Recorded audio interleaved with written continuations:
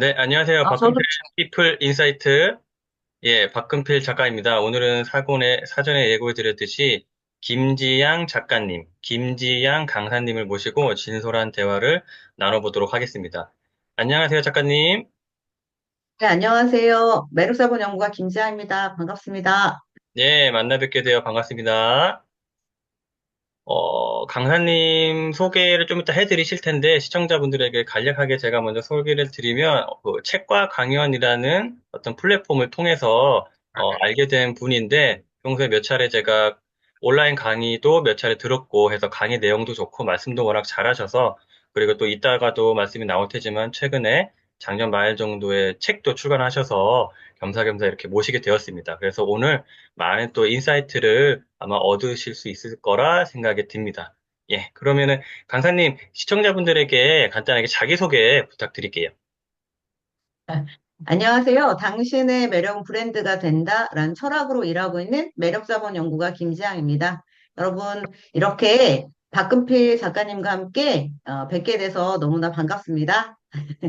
네, 고맙습니다. 제가 그 작가님 소개 글 중에서 발췌를 해왔는데, 어떻게 또 소개가 되어 있냐면, 지금도 소개 잘 해주셨지만은, 18년 차 기업 교육 강사이자 1만 회 이상의 강의 경험을 가진 프로 강사, 이렇게 소개가 되어 있거든요. 이 소개 글만 봐도 알 수 있듯이, 뭐, 강사 분야에서는 정말 베테랑이시죠. 그래서 요즘에 글쓰기뿐만 아니라, 뭐, 말을 잘하고 싶은 분, 그리고 강의를 하고 싶은, 뭐, 온라인이든 오프라인이든, 또 나아가서 강사를 꿈꾸시는 분이 계시다고 하면은, 아마도 오늘 이런 콘텐츠, 강사님의, 작가님 말씀이 많은 도움이 되지 않을까 싶습니다. 그렇게 참고하시면 될 것 같아요. 네. 그러면은, 본격적인 질문을 드리기에 앞서서, 방금도 작가님께서 직접 말씀해 주셨지만은 매력 자본 이런 단어가 나왔어요. 그죠? 매력 자본 연구가. 요 단어에 네. 대해서 한번 좀 구체적으로 설명을 드릴 수 있을까요?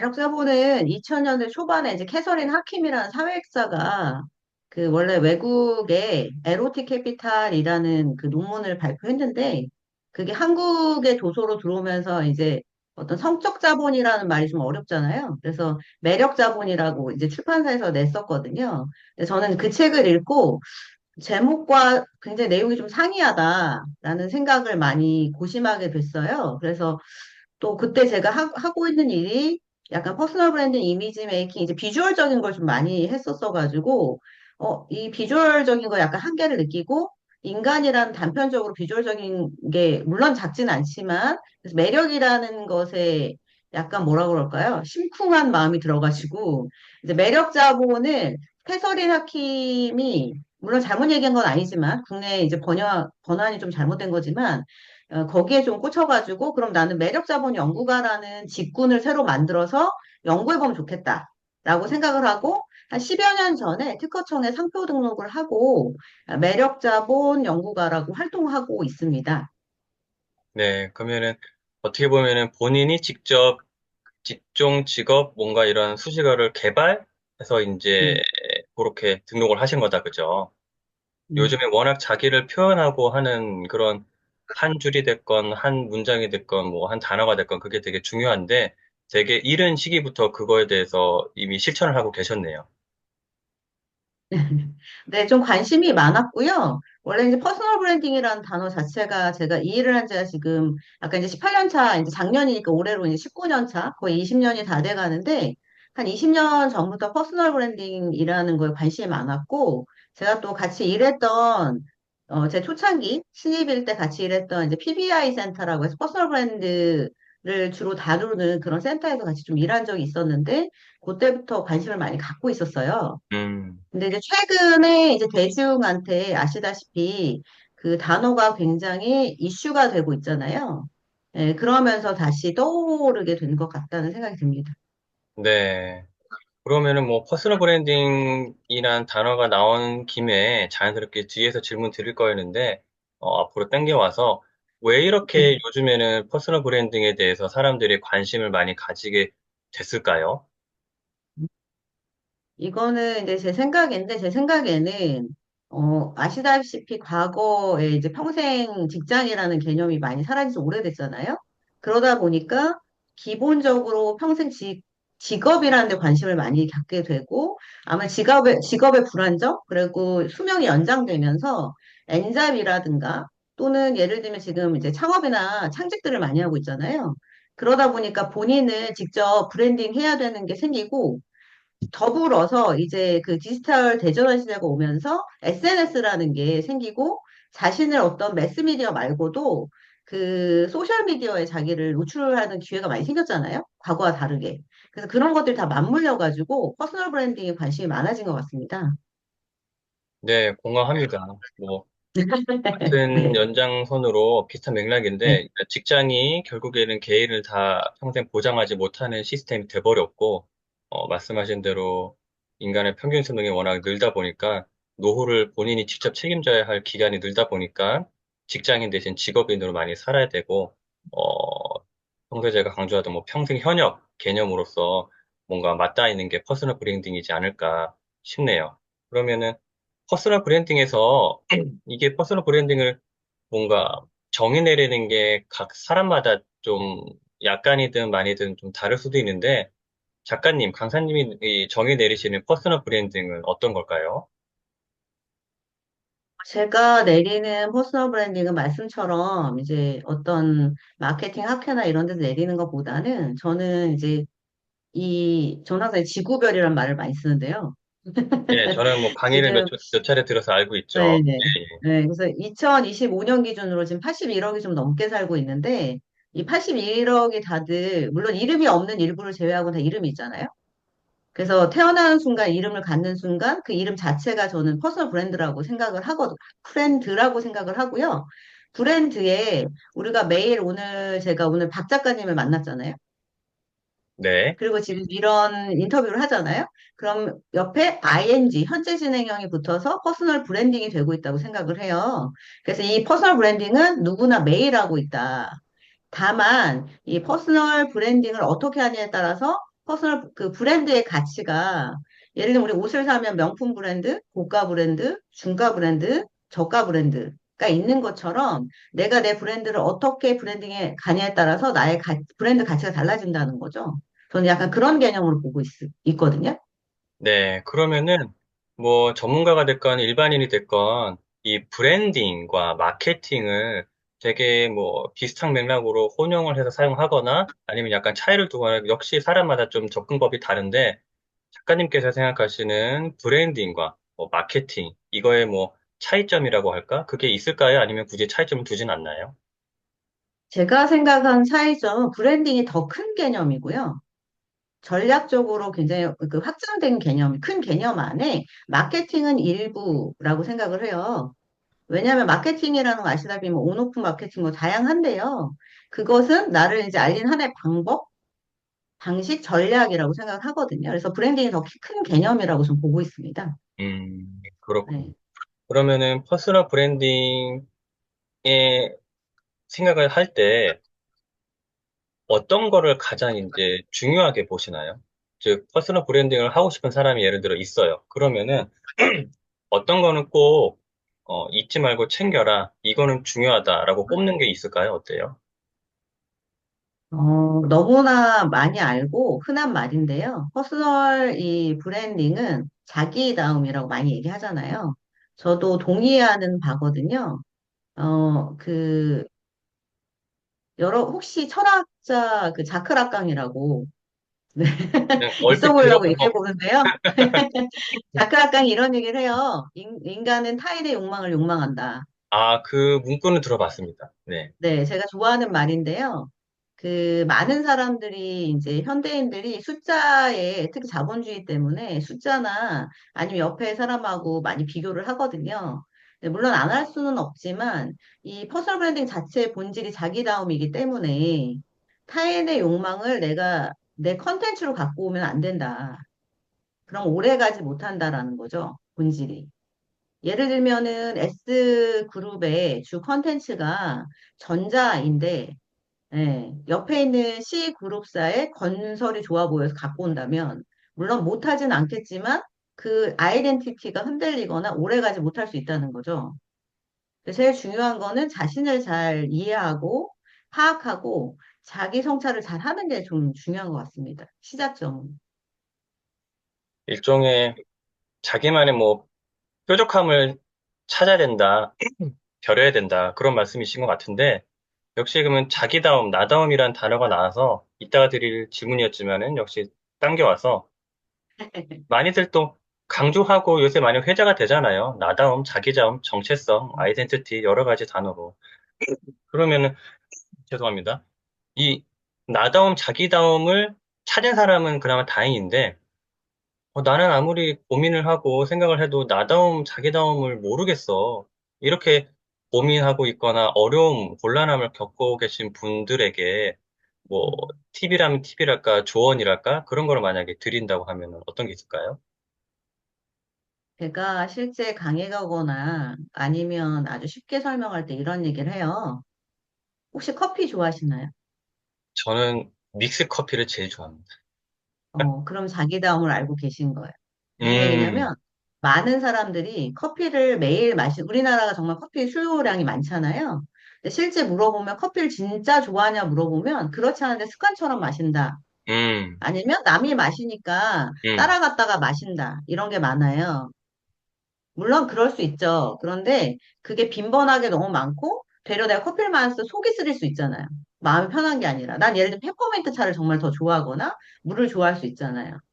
아주 쉽게 해서 설명 들으면 이것과 비슷할 것 같아요. 무슨 얘기냐? 자기다움이라는 거 아주 쉽게 시작을 하시면 그냥 노트에 놓고 아니면 뭐 컴퓨터에 치셔도 되는데 내가 좋아하는 거 싫어하는 것도 이 짧은 거지만 그걸 정확히 안다면 자기다움의 시발점이 될 수 있거든요. 근데 사실 많은 사람들이 나이가 많건 중장년이든 어리던 간에 이걸 모르는 경우가 되게 많아요. 생각보다 자기 좋아하고 싫어하는 걸 명확히 모르는 경우가 많거든요. 그러다 보니 궁극적으로 마지막에 내가 어떤 목표를 향해 갔지만, 뭔가 행복함이 덜하다. 내지는 내가 원하던 것이 아니다라는 생각을 할 수도 있는 거죠. 약간 그렇게 조금 설명을 드리거든요. 그러면은 왜 사람들이 자기다움, 나다움, 나에 대해서 잘 모를까요? 그러니까 어떻게 보면 단순한 질문일 수도 있지만은, 그러니까 누구보다도 본인에 대해서 사실은 제일 잘 알아야 되잖아요. 근데 역설적으로 제일 모른다는 거죠. 그럼 그 네. 이유에는 뭐가 있을까요? 음, 우선은 유년기나 청소년 시기로 보자면 이게 원래 성격이라는 게 유전적인 게 많긴 하잖아요. 근데 유전적인 거 떠나서 환경이나 이런 것들이 어떤 동기에 부여를 해주는 인물이나 환경이 있거나 아니면 본인이 성격 자체가 원래 유전적으로 그렇다 그러면 자기에 대해 성찰을 많이 하게 돼 있는데 그렇지 않거나 저 같은 경우는 이제 사춘기가 되게 빨리 와가지고 예, 한 초등학교 저학년 때 봤거든요, 저는. 그러니까 그런 경우가 놓여지 않거나 아니면 성인이 되고 나서 내가 그런 생각을 하기 전에 우리가 많이 하는 게 고등학교 가서 어디 무슨 과를 진학할 때 대해서 고민을 많이 하잖아요. 내가 가고 싶은 과를 잘 모르겠고 그냥 취업이 잘 된다니까 가거나 아니면 주변에서 얘기해서 가는 거. 그쵸? 그래서 그런 거를 내가 나 자신이 그런 것 자체 경험이 부족하거나 아니면 성인이 된 다음에 살기 바쁜 거죠. 저도 이제 직장 다녀봤지만 아침부터 저녁까지 출근하고 매일 습관 같은 생활을 하잖아요. 근데 거기에 따로 시간을 내서 내가 나를 생각하지 않으면 시간이 후딱 지나가 버리잖아요. 아시다시피 10년 금방 가잖아요. 그렇죠. 네, 그렇게 되고 중장년이 넘고 보니 중년이 되면 또 아이 키우느라고 바쁘시고 다들 아기가 있는 건 아니지만 그리고 또 건강이 나빠지고 이러다 보니 아무래도 일부러 시간을 좀 갖고 자기에 대해서 생각을 해봐야 되는데 그 시간에 내가 아예 그걸 생각을 못 하거나 아니면 너무 바빠서 지나가서 그러지 않을까라는 생각도 많이 합니다. 맞습니다. 저도 역시 공감되는 게, 그러니까 흔히 말해서 어릴 때는 뭐 학업이라든지 뭐 코앞에 뭔가 목표, 미션에 이제 얽매여서 그것만 쳐내야 된다는 도장 깨기식으로 그죠? 중학교는 뭐 좀 더 좋은 고등학교, 고등학교는 좀 더 좋은 대학교, 대학교는 좀 더 좋은 뭐 직장, 뭐 이런 식으로 계속 도장 깨기식으로 미션 클리어 클리어 그것만 근시안적으로 바라보면서 가다가 뭐 자기다움은 생각할 겨를조차 없는 거죠, 그죠? 일종의 먹고 사니즘으로 바쁘고 이리 치고 저리 치고 그리고 이제 뭐 약간 안정됐다 치면은 예를 들어서 보통은 뭐 요즘은 1인 가구도 많긴 하지만, 뭐, 결혼을 하거나 자녀를 낳거나 하면은 역시 결혼 생활, 자녀 양육하면은 또 시간을 간단 말이죠. 자기한테 시선을 둘 겨를이 없이. 그래서 이제 언제쯤 보통 약간의 이제 한숨을 놓고 자기로 돌아볼 수 있는 시간인가 싶으면은 그게 이제 요즘 워낙 책에 많이 나오는 마흔으로 시작되는 거죠. 마흔 즈음에 이제 애들도 다 큰 건 아니지만 약간 크고 자기도 직장에서 어느 정도 자리를 잡고 하니까, 내가 이만큼 살았는데 돌이켜 보니까 뭐지? 내가 열심히 앞만 보면 살아왔는데 내가 지금 이렇게 살고 있는 게 맞는 건가? 내가 지금 좋아하고 있는 건 맞는 건가? 계속 이렇게 가도 되는 건가? 계속 이제 물음표를 던져. 그때부터 이제 자기에 대해서 성찰을 하게 되는 그런 구조가 아닌가라는 생각이 드네요. 그러니까 말씀처럼 그런 경우가 많아서 또 그때 오는 게 제가 이제 50 플러스 재단이나 경기 중장년 같은 이제 퇴직하시고 음, 배움을 갖고 직장을 갖거나 이제 배움을 가지려고 오시는 분을 오랫동안 강의를 했었는데 만나고 그분들이 이제 바쁘게 살다가 퇴직하고 나서 자기다움을 찾기 시작하세요. 또 음, 그리고 브랜딩에 관심을 갖기 시작하세요. 왜냐하면 그게 경제적으로 여유가 있건 없건 간에 너무 오랜 시간이 남은 거죠. 음, 그러다 보니 시간이 많고 내가 할 일은 예전만큼 많지 않으니 자기에 대해 탐구를 많이 하기 시작하시거든요. 그래서 어떻게 보면 현대인들은 이제 시간이 아까 말씀처럼 바쁘게 살다 보니까 시간이 많이 부족하고 또 어떤 필요성을 그 사이에 살다 보니 못 느껴서 그렇게 음. 되는 것 같아요. 많이 봤을 때. 네. 그리고 지금 말씀을 드리면서 또 문득 생각이 든 건데 요즘 워낙 뭐 AI가 발전이 되게 가속화됐고 놀랍잖아요. 근데 그러면은 작가님도 아마 이런저런 목적으로 아마 사용하셨을 것 같은데 요즘 뭐 거의 쓰지 않는 사람이 없을 정도니까 AI를 계속 이제 쓰고 활용을 잘 하다 보면은 내 일을 결국에는 위임하고 레버리지 하는 거잖아요. 그러니까 편하면서 결국에는 내 시간이 점점점 늘어난다는 거죠. 어떤 업무는 거의 뭐 기존의 1% 시간만 들이고 99%는 걔가 다 해주니까. 즉 뭐냐면은 점점 앞으로 뭐 5년, 10년, 20년 뒤에는 아마도 예상컨대 개인의 시간이 지금보다 훨씬 늘지 않을까. 지금 뭐 주 5일 근무가 일반화되어 있지만은 그것도 주 4일이 지금 막 논의가 되고 막 이제 화두로 떠오르고 그러니까 여러 가지 맞물려서 일의 양이 줄고 일의 시간이 줄다 보니까 즉 그러면은 반대급부로 자기 개인의 시간이 늘어난다는 거죠.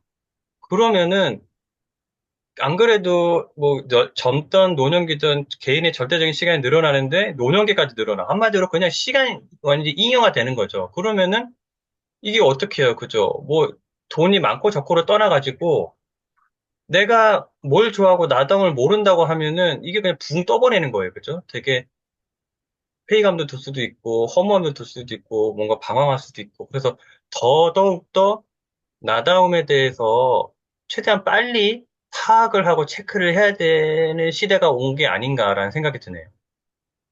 그렇죠. 네. 그렇기도 하고 말씀처럼 저도 이제 어저께 GPT하고 대화하다가 밤에 좀 늦게 잤는데요. 거의 다 많은 일을 해주잖아요.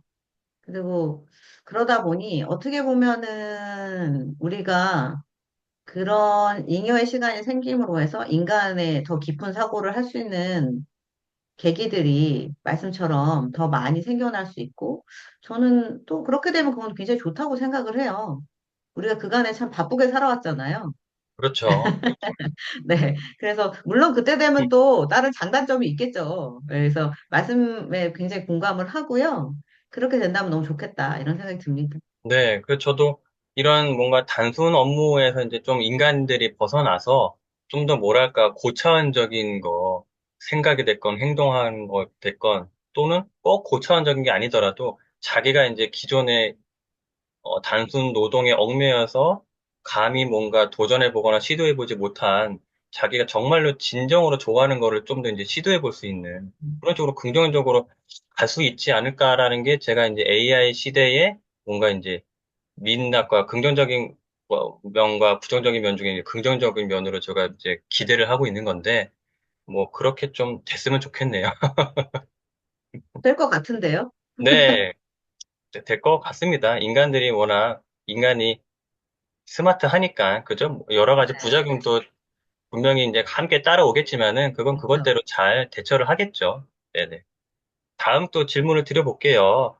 어, 강사로서 어쨌든 되게 오랜 기간 일을 해 오셨는데, 아마도 뭐 많이 질문을 받으셨겠지만은, 그래도 이제 제로에서 시작하는 이 제로점을 많이들 궁금하니까, 최초에 이제 이 강사가 된 배경이나 계기가 궁금하네요. 저는 그냥 평범히 직장을 다니다가요. 좀 뭘 취미로 배워볼까? 그래서 제가 그래도 나름 좋아하거나 약간 호기심 있는 것들이 있어서 네, 첫 계기는 취미로 배우러 간 그 아카데미에서 강의를 의뢰해 주셨어요. 그래서 저는 제가 강의를 직업으로 할지 몰랐거든요, 전혀. 예, 말씀 항상 드리지만 저는 약간 내향형이라. 예, 근데 그 계기가 돼서 그 사이에 계속 뭘 배우면서 특이하게 그 갈 때마다 우연치 않게 그 인연이 돼서 강의 의뢰를 많이는 아니지만 주셨어요. 그래서 그런 것들을 뭔가 자기 개발하고 뭐 취미로 삼고 이런 것들이 그 좋은 계기가 돼서 이제 강의를 하게 된 거죠. 음. 음, 그러면은 이쪽에 최초에 발을 들여놓으실 때 당시에는, 내가 뭐 소위 말해서 여기 강사 강의에 적성이 맞는 것 같다, 체질이 맞는 것 같다, 좀 재미있다, 이런 것보다는 뭐 우연치 않게 어쨌든 뭔가 이렇게 인연이 기회가 닿아가지고 하다 보니까 흘러 흘러 지금까지 오게 된 거네요. 그렇죠. 제가 이제 책을 음, 한 5권 썼는데 그것도 흘러 우연치 않게 쓰게 됐어요. 예. 음, 예, 근데 그런 건 있는 것 같아요. 그 뭐냐면 저는 아까 말씀드린 것처럼 대중 앞에서 뭘 얘기한다? 이걸 상상을 못 했던 사람이고 그냥 다만 이런 거 있었어요. 뭐가 있냐면 저의 인생의 동기부여는 두 가지인데 삶의 동기부여는 하나는 자유고 하나는 자기 발견이에요. 근데 강의를 처음에 의뢰받았을 때 갈등했죠. 내가 할 수 있을까? 하지만 궁금했어요. 뭐냐면 나라는 사람이 대중 앞에서 얘기할 수 있을까? 자기 발견. 안 되면 말지까지는 아니었지만, 안 되면 되게 창피하겠죠. 그래도 해보자. 엄청 음, 창피하겠죠. 예, 음, 그래서 포기한 것도 있긴 했어요. 해봤다가 이거 안 되는구나. 이래가지고. 네, 그래서, 하다 보니, 그래, 나름 생각보다 또 부르더라고요. 그래가지고, 음, 그래도 내가 뭔가 이쪽에 조금은, 음, 재능이 있나 보다. 음. 하다 보니 이렇게 됐습니다. 네. 역시 일단은 중요한 거는 해봐야지 알 수 있는 것 같아요. 그죠? 그러니까 네. 뭔가 실패할 그런 용기, 거절당할 용기 이런 걸 가지면서 해보고 아님 말고 이런 마인드가 필요한데 이제 적지 않은 사람들이 좀 이제 하기 전에 미리 이제 겁먹거나 두려워하면서 했다가 망신당하면 어떡해? 했다가 어설프면 어떡해? 뭐 이런 것 때문에 아예 시도 네. 자체를 안 하시는 분들이 점점 늘어나니까 그러면은 이게 막상 그렇게 했는데 실제 내가 뚜껑 열어보니까 예상했던 것보다 재미있거나 이런 면도 있네 잘하거나 그럴 수도 있는 거잖아요. 그러니까 그런 거를 기대를 하면서 뭔가 도전을 해야 되는데 많이 좀 움츠려 있는 분들이 있는 것 같은 생각에 작가님처럼 일단은 시도를 해보는 게 저지르고 수습하는 게 좋지 않은가 싶네요. 추가로 하나 말씀드려도 될까요? 아, 그럼요. 제가 첫 강의는 일명 이제 폭망했거든요. 예, 가가지고, 그때는 뭐, 이 PPT도 만들 줄 잘 모르고, 그래서 파워포인트에는 글씨만 가득하고요. 지금은 글씨가 한 줄 정도 있고 이미지가 있거든요. 이거 또 불안한 게 있잖아요. 신입이니까 잊어버릴까 봐 내용을. 그렇죠. 다 모르니까, 깊이 있게 그렇죠. 모르니까요. 그래서 불안한 마음에 글이 정말 많았고, 이미지가 거의 없었어요. 그리고 강의할 때 거의 화면 보고 했단 말이에요, 주로. 그래서 저도 느낀 거죠. 이들의 표정과, 아무리 내가 처음 하지만. 그래서 첫 강의는 끝나자마자 막 주섬주섬 싸가지고 담당자 보는 게 너무 창피해가지고 도망쳐 나오듯이 막 음, 이렇게 가방을 들고, 네, 감사합니다 하고 막 뛰쳐나갔거든요. 아직도 기억이 나요. 근데 그날 밤에 정말 이불킥을 많이 했거든요. 내가 이걸 왜 한다고 했을까? 음, 누구나 이런 시기가 있으실 거예요. 내가 음, 이거 왜 한다고 했을까? 굳이 내가 나가서 창피당하고 이랬거든요. 음, 근데 왜 또 하게 됐냐면 신기하게 그렇게 폭망하고 왔는데 왜 저한테 또 주셨는지 모르겠는데 강의를 또 주신 거예요. 어, 그래서 저는 완전 폭망했다고 생각하긴 했는데, 물론 거기서도 아주 잘했다고 얘기는 안 음, 하시더라고요. 네. 네, 그래서, 내가 그렇게까지 폭망하진 않았나? 어, 약간 우구스림을 가지면서, 그 다음에는, 그때 왜 실패, 내가 이거 조금 안 넣는 게 좋았던 것 같은데, 이 음, 얘기 안 하는 게 좋았던 것 같은데를, 음, 이제 한 해 한 해 늘어가면서 그거를 많이 줄이고, 음, 교정해 나갔던 것 같아요. 네, 그렇죠. 그리고 또, 뭔가 내가 특별히 제가 굉장히 지식이 많거나 많이 아는 사람을 생각한 적은 없거든요. 그럼에도 불구하고 내 얘기 끄덕도 해주고, 뭔가 약간은 도움이 되니까 날 부르지 않을까? 약간 이런 생각? 근데 음, 무슨 도움이 될까? 약간 의구심도 가끔 갖는 그런 스타일이거든요. 근데 네, 그래서 계속 하면서 벌써 20년 가까이 된 것 같습니다. 근데 많은 사람들이 이런 걸 겪게 되거든요. 근데 그거를 그렇죠. 네, 말씀처럼 넘어가느냐, 음, 그렇지 않고, 그거를 견디지 못하느냐에 따라서, 음. 모든 직업이 그런 것 같아요. 이어질지 안 이어질지. 맞습니다. 그러니까 이불킥이 있어야지 성장 발전이 있는 거지. 이불킥 없이 그냥 평탄하게 하면은 그냥 어떻게 보면 그 수준에 머물 수 있어요. 그죠? 그죠? 근데 이불킥을 했다는 거는 내가 뭔가 실수라든지 부족한 점을 내가 캐치를 했다는 거고 그러면 그거를 이제 보완하면은 그 당시는 괴롭고 힘들고 부끄럽고 막 이불킥 날리고 싶지만은 한 단계 올라가는 거잖아요. 네, 맞습니다. 그러면은 정말 뭐 엄청난 아까도 뭐 잠깐 설명드렸지만 1만 회라고 하는 정말 거의 뭐 상징적인 그런 숫자인데 많은 강의를 하면서 야, 뭐 유달리 기억에 남는 그런 강의가 있을까요? 정말 뭐 그런 기억에 남는 것도 많겠지만은 그 중에서도 야, 이거는 뭐 어떤 이유 때문에 기억에 남는다. 그런 게 음. 있을까요? 말씀처럼, 저는 이제 성인교육을 주로 하니까, 20대부터 이제 돌아가시기 전까지 모든 분을 다 만날 수 있거든요. 근데 그 중에서 하나를 꼽으라고 하면, 제가 예전에 이제 진천 선수촌에 가서 국가대표들 동계올림픽 가기 전에 전체 국가대표를 교육한 적이 있어요. 예. 근데, 내가 이렇게 강의하다가 이렇게 국가대표도 동계올림픽 전에 만날 일이 없잖아요, 사실 일반인이. 그 선수촌 들어가서. 그렇죠. 특히 갈 때 그 선수촌 밥이 엄청 맛있다고 소문을 음, 많이 들었거든요.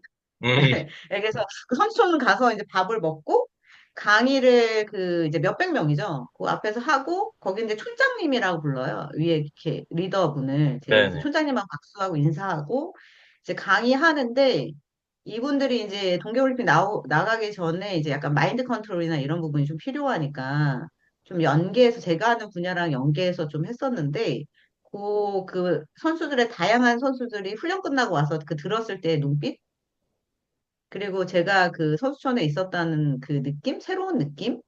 엘리트 선수들이잖아요. 그래서 좀 다른 직군이니까 그게 좀 기억에 남아요. 또 새로워가지고. 그렇겠네요. 특히나 말씀하신 대로 뭔가 일반인들 평범한 사람들은 쉽게 뭔가 이렇게 그런 기회를 접하기가 어려우니까, 예. 일종의 뭐랄까, 연예인 비슷하게, 그죠? 예, 그런 국가대표들, 모인들을, 예, 이제 기억에 남을 것 같네요.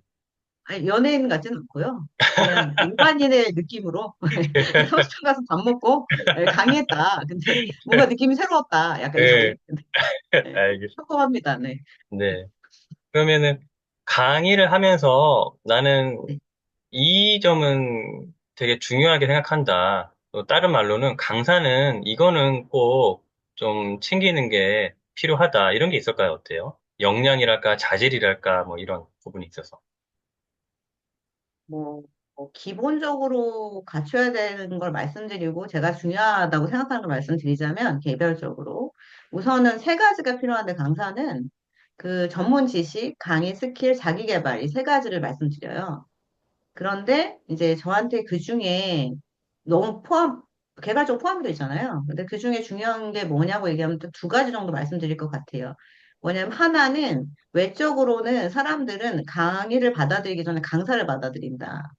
라는 거예요. 그래서 신기하게 그 분야의 전문가가 아니시더라도 강사가 강의장에 와서 앞에 서서 5분, 10분 정도 얘기를 들으면 저 사람이 프로페셔널하다.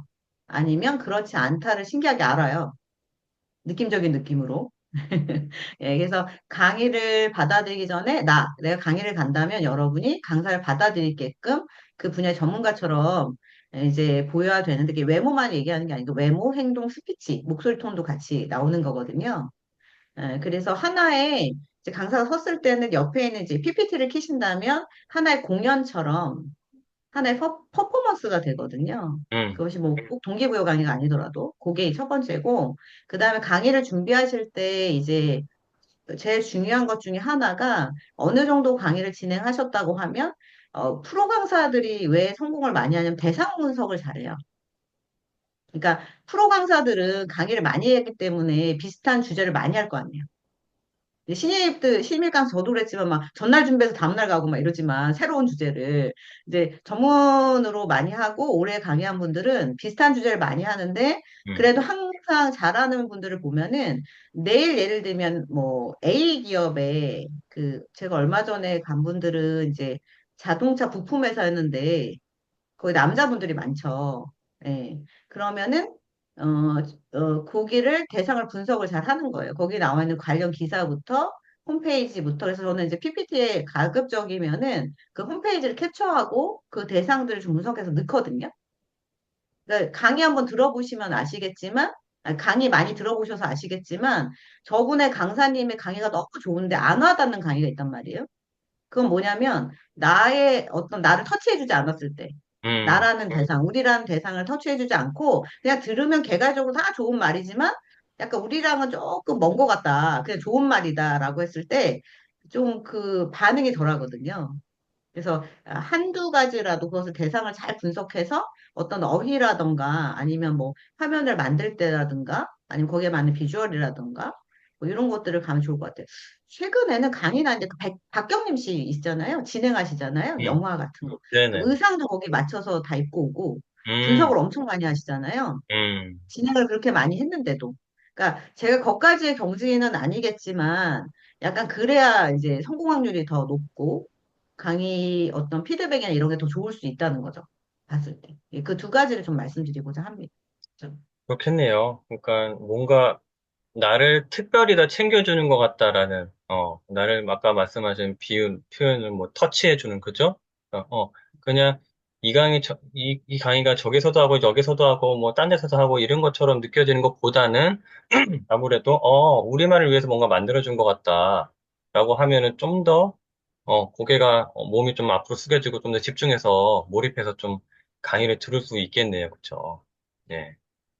책도 뭐 예를 들면은 그냥 독자층을 그냥 어벙벙하게 광범위하게 특정하는 것보다는 독자층을 항상 좁혀라고 말씀을 하잖아요, 사람들이. 그거와 비슷한 맥락인 것 같아요, 그죠?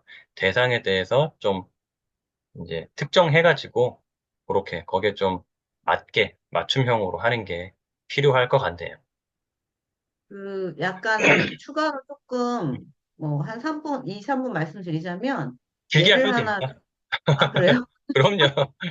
예, 예를 하나 들면 이제 제가 경험으로 제가 그 대전의 고경력 과학기술인들 강의를 이제 몇 번 한 적이 있는데 거기는 거의 뭐 아시다시피 항공우주연구원 뭐 예를 들면 평생 뭐 그 연구원장님이나 거기에 가까운 분들 그러니까 그 이제 고학력자들이잖아요. 근데 처음에 거기를 강의할 때 미팅을 몇 번을 했단 말이죠. 그리고 저한테 뭘 주셨냐면 논문을 주셨어요. 음, 읽고 좀 준비하면 좋겠다. 저는 전혀 다른 분야지만 전 전혀 다른 분야거든요. 근데 그렇게 되면 저는 이제 그 논문을 읽고 이제 과학 저널이나 제 주제랑 관계된 거. 예, 과학 저널이나 또 그분들이 연구원 출신들이 많기 때문에 과학자이기 때문에 출처를 명확히 밝혀주는 것이 그분들이 굉장히 좋아하시는 부분이에요. 음, 예를 들면 우리가 문화센터에서 주부 대상으로 할 때 출처를 너무 밝히거나 논문 넣으면 정말 스트레스 받아 하실 수도 있거든요. 나 그렇죠. 재밌게 스트레스 풀러 갔는데 그렇죠. 그거랑 다르게 그럴 때는 그런 걸 넣지 않고 좀 재밌게 넣는다고 한다면 그분들은 제가 준비할 때는 과학저널이나 관련 뉴스 또는 이분이 퇴직 예정자 과정이었단 말이에요. 그러면 과학인으로서 그 비슷한 루트를 밟으신 분들이 지금 잘 활동하고 있는 분들 찾아서 그거를 넣는다든가 그런 것들을 많이 해요. 음, 예, 예. 그래서 그런 그러면은, 경우는 네. 강의 가기 전에 그 담당자하고 이제 뭐 온라인 미팅 같은 거를 몇 번 진행하고 하는 경우들, 이런 경우들이 있죠. 그렇겠네요. 청중 대상에 맞게 그렇게 준비를 하게 되면은, 그죠? 그분들의 성향이랄까, 취향이랄까, 그거를 이제 만족시켜 주는 거니까, 그분들은 정말 어떤 출처, 이런 걸 되게 중요시 하니까, 뭔가 설명을 할 때, 그냥 그래요, 이래요, 이게 아니고, 어디에 출처를 밝히면, 진짜 그런가 보다. 훨씬 더, 그죠? 와닿을 수 있고. 그래서 참, 이제 준비할 때 음, 그런 분들은 논리와 체계로 오프닝부터 풀면서 가야 돼요. 음, 네, 왜냐하면 이분들은 구조화돼 있잖아요. 그렇죠. 이성과 감성이 있을 때. 그래서 저는 그걸 이제 처음부터 논리적으로 많이 풀려고 하고, 그거를 도입해서 이해가 돼야 그 다음 받아들이거든요. 음, 근데 막 이게 다 좋아요. 막 너무 이제 감성적인 도 좋지만, 그렇게 되면 도입을 잘 안 받아들이고, 예를 음, 들면 아까 같이 이제 반대의 대상, 재미로 오셨다. 그러면 논리로 시작하면 이제 다음에 안 들으시는 거죠. 그렇죠. 수강신청. 그렇죠. 그래서 그때는 재미있는 걸로 오프닝을 하는 거죠. 네, 예를 그렇죠. 들면 그렇습니다. 네. 맞아요. 그러니까 초반에 말 그대로 뭔가 분위기를 사로잡고 확 이목을 끌고 몰입시키게 하는 뭔가가 필요하네요. 그죠? 대상에 맞게. 그리고 아까 말씀하신 것처럼 어떤 강의를 보러 갈 때 강의 내용이 좋아서 뭔가 찾아가거나 온라인으로 챙겨보거나 할 수도 있지만 어떻게 보면 그것보다 더 많은 비중을 차지하는 게 누가 그거를 하느냐. 거거든요. 강사. 그죠? 그래서 제가 다른 표현으로는 메시지도 중요하지만 메신저가 어떻게 보면 더 중요하다. 책도 마찬가지잖아요. 뭐 책 제목이 됐건 내용이 됐건 목차가 됐건 그게 좋아서 보는 경우도 있지만 그냥 작가가 좋아서 또는 어떤 작가가 단순하게 썼다는 이유만으로 내가 좋아하는 A라는 작가가 책을 냈어. 그러면은 제목이 중요해요? 목차가 중요해요? 뭐가 중요해요? 일단은 그냥 사고 보잖아요. 읽잖아요. 그만큼 이제 뭔가 개인, 이런 메신저가 되게 호감형이 돼야 되고, 아까 전에 이제 초반에 말씀하신 것처럼, 뭐랄까, 매력이 있어야 된다는 거죠. 그리고 끌림이 있어야 된다는 거죠. 그래야지 뭔가 자기가 전달하고자 하는 콘텐츠가 책이면 책, 강의면 강의, 뭐가 됐든 잘 전달이 되고 잘 팔리지 않을까라는 생각이 드네요. 다음 질문을 드리면은 최근에 작가도 아까도 말씀드렸지만 작년 말쯤으로 기억하는데 슈퍼 강사 바이블이라는 제목의 책, 부제는 최고의 퍼스널 브랜딩 강사가 되는 성공의 비밀이라는 책을 또 내셨어요. 물론 첫 책은 아니고 어쨌든 최근에 이 책을 내셨는데 이 책에 대해서 또 간략하게 한번 소개를 들을 수 있을까요? 음, 슈퍼 강사 바이블이라는 책은요, 제가 이 책을 내게 된 계기는, 제가 이 길을 사실 아까 말씀드린 것처럼, 난 꼭 강사가 되겠다 해서 들어온 건 아니었잖아요. 그러다 보니 뭔가 준비 없이 들어오게 됐어요. 그래서 이런저런 역경과 고난을 뭐 준비하고 들어와도 겪을 수 있지만 많이 겪었고 또 심각할 정도로 이제 그 경제난이나 이런 것도 많이 이렇게 겪었거든요. 마음의 심적인 그런 거나. 그래서, 그러면 내가, 물론 뭐 강의라는 주제와 분야는 다양하지만, 처음으로 이 강의를 하고 싶은 혹시나 엔잡러나 아니면 전문 강사가 되고 싶은 사람이 있다고 한다면, 조금 나의 경험이 그들에게 도움이 되지 않을까? 그렇다고 하면 조금 방황을 덜하고 잘 갈 수 있는, 물론 그게 꼭 정답은 아니지만, 조금은 가이드북이 될 수 있는 거를 책을 내면 좋지 않을까라는 생각을 해서 이 책을 내게 됐습니다. 그러면은 강사에 대해서 한 번도 생각을 해본 적이 없거나 아니면 이제 생각은 들었는데 주저하고 있는 분들도 아마 계실 거란 말이죠. 그러니까 난 강의 경험이 전혀 없어. 그런데 어? 꼭 무슨 전문적인 그런 과정을 뭐 밟거나 코스를 밟거나 하지 않더라도 아무나 나 같은 사람도 강사가 될 수 있나? 이런 의구심 내지 물음표를 가진 분들이 계신다고 하면은 그분들은 뭐부터 하면 좋을까요? 근데 여기서 처음에 로드를 정하실 때요. 두 가지 중에 처음에 조금 생각을 하시면 좋을 것 같아요.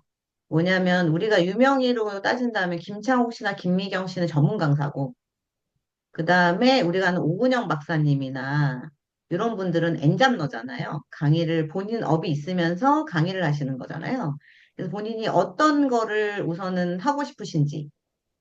예, 그게 따라 달라지고요. 근데 많은 분들이 제가 물어보니까 N잡을 또 하고 싶다는 분도 많으세요. 예.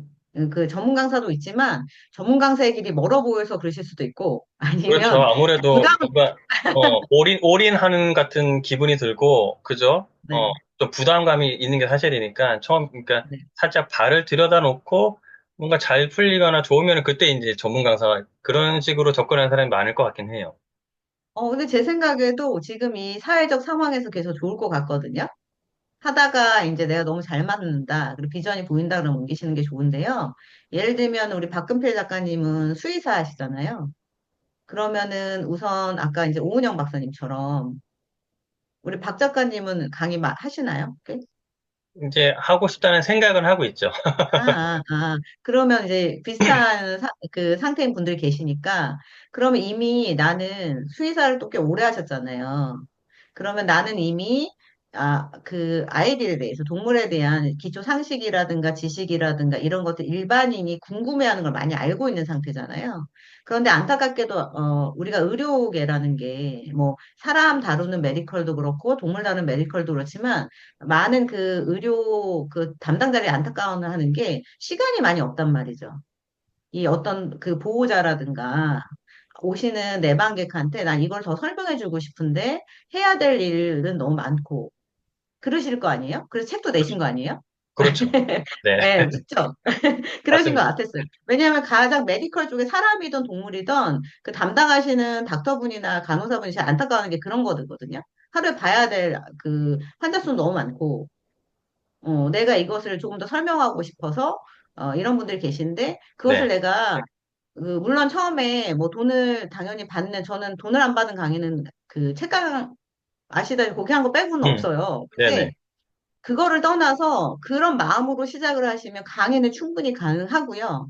또 그러다 보니까 지금 알고 계시는 수의사 분이나 동물 관련된 분들이 좀 우리 퍼스널 브랜딩이 좀 되신 분들이 계시잖아요. 그쵸. 미디어 나와서. 뭐 그게 네네. 꼭 꾸미실 필요는 없지만 그것은 자연스럽게 이루어질 수 있다는 거죠. 그리고 내가 그거보다 더 하이탑으로 가겠다 그러면 어떻게 돼요? 브랜딩 할 때 이제 업체를 같이 해서 하는 건데 이제 음, 이것까지는 너무 큰 그림이고 그 마음으로 시작하시면 주위에 몇 명을 모아서 동호회처럼 강의를 할 수도 있는 거고 그리고 이 강의할 자리는 제가 보기에 요새 워낙 이제 박근필 작가님 그 강의에 생각이 있다고 하시니까, 이미 애견인도 많고 이러다 보니 관심 있는 사람이 많은데 수의사분이 주위에 없는 경우가 많단 말이죠. 얼마나 시장성이 좋습니까? 그래. 강의할 자리는 많다. 예, 그래서 이렇게 시작하면 좋은데, 이제 음, 일반 분들 말씀드리면 지금 이제 박 작가님 비유해서 말씀드린 것처럼 너무 거창하게 생각하지 마시고, 여러분들이 어떤 일을 1년을 하셨건, 2년을 하셨던, 5년을 하셨던, 뭐 10년 이상 오래 하시면 더 좋겠죠. 이미 가지고 있는 컨텐츠는 내가 다 가지고 있다. 그런데 그것을 대중 앞에서 하나라도, 단 일이라도 그들에게 필요한 것을 주는 것이 강의거든요. 그러니까 이미 여러분은 다 갖추고 계세요. 다만 뭘 안 갖고 있냐면, 대중 앞에 쓸 용기, 내 말하는 어떤 스킬, 음. 잘 전달하는 스킬, 이런 게 좀 부족할 수 있겠죠. 물론 이제 그런 걸 도와드리는 게 저의 역할이기도 하겠죠. 네, 그래서 당연히 가능하다. 예, 이미 컨텐츠는 가지고 있다. 너무 거창한 걸 생각할 필요는 없다는 거죠. 결국엔 마지막으로 이제, 음, 네, 자기가 가지고 있는 네. 컨텐츠가 뭔지를 잘 한번 되돌아보고 돌이켜보고 뭔가 끄집어내는 게 필요하겠네요. 그래서 예를 들면 방금 전에 이어서 말씀드리려고 했던 건데, 저는 이제 주부층도 가끔 만나면 전 할 줄 아는 게 없어요 이러시거든요. 근데 음, 주부만큼 멀티풀하게 일하시는 분이 없어요. 그쵸. 집이 뭐, 깨끗해지려면 청소면 얼마나 많은 청소, 일을 해야 됩니까? 그렇죠. 정리면 정리, 뭐, 여러 가지, 그쵸? 그죠? 그쵸? 그 중에 하나를 끄집어내서 내가 조금 더 좋아하고 재료가 될 만한 것을 신입들, 그걸 안 해본 이제 신입 주부나 아니면 혼자 산 1인 가구 얼마나 많아요. 그런 분들한테 요령을 알려줄 수도 있죠. 그게 하나의 강의 컨텐츠가 될 수 있거든요.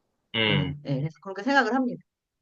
근데 처음에는 일종의 뭐랄까, 뭐, 처음부터 이걸 통해서 돈을 벌어야지 이렇게 접근하면 좀 어렵고, 그죠? 약간의 재능 기부식으로, 뭔가 이제 내가 좀 강사로서 설 수 있는 그런 자리가 있다고 하면은, 그죠? 꼭 돈을 안 받더라도 일단은 그런 기회 자체를, 접점 자체를 늘려가는 게 중요하겠네요. 그렇죠. 그래서 많이 하는 게 요새 자기 커뮤니티를 작게라도 만들어서 음, 거기서부터 시작하시는 분들이 많잖아요. 음. 네. 그런 방법으로 시작하셔도 되고, 아니면 뭐 여러 네. 가지 플랫폼, 뭐 온라인이든 그죠? 오프라인이든 어떤 플랫폼을 네, 맞아요. 찾아서 그쪽을 통해서 하는 그렇죠. 것도 하나의 방법이겠다, 그죠? 네, 네. 왜냐면 제가 그 최근에도 적어놨는데, 책 얘기를 들어서 죄송한데, 일일이 다 아닙니다. 설명도 오래 걸리시니까, 책 네네. 안에도 적어놨는데 거기에 많은 플랫폼들이 있어요. 그래서 들어가셔서 그걸 열어보는 것도 하나의 도움이 되지만 두 번째는 다른 사람들이 어떻게 올려놨는가? 음, 예, 이것도 굉장히 보는데 도움이 많이 되시거든요. 그러니까 이런 일종의 것들 좀 벤치마킹 공부하시면. 같은 거겠네요. 그렇죠. 그래서 음, 예를 들면 전문 강사들은 그 일명 예를 들어 전문 강사와 엔잡러가 꼭 구분할 필요는 없지만 전문 강사들은 기본적으로 기업이나 기관이나 이런 데서 이제 강의대가 와서 가는 경우잖아요. 그래서 보통은 커뮤니티나 이런 그런 데서 이제 커뮤니티 기반으로 하는 분도 계시지만 그것을 메인으로 하는 분보다는 전문 강사는 이제 그런 기관이나 기업에 하시는 분들인데 이제 엔잡으로 하신 분들은 엔잡으로 내가 하길 원한다 그러면 아까 말씀드린 소소하게 조금 시작하시면 그게 내 영향력이 돼서 더 확장돼서 나중에 이제 뭐 전문 강사 꼭 안 되셔도 전문 강사 될 수도 있고 아니면 기업이나 기관에 내가 가고 싶은 데 가서 강의하실 수도 있겠죠. 음, 그렇게 시작은 좀 작게 시작하더라도, 그죠?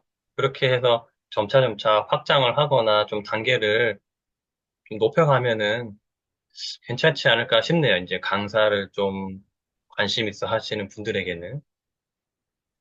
그 작가님, 강사님의 어떤 관련된 글귀 중에서 예전에도 아마 강의에서 제가 들었던 기억이 있는데, 시간당 3만 원에서 억대 연봉까지 이러한 이제 내용을 접한 적이 있어요. 그죠?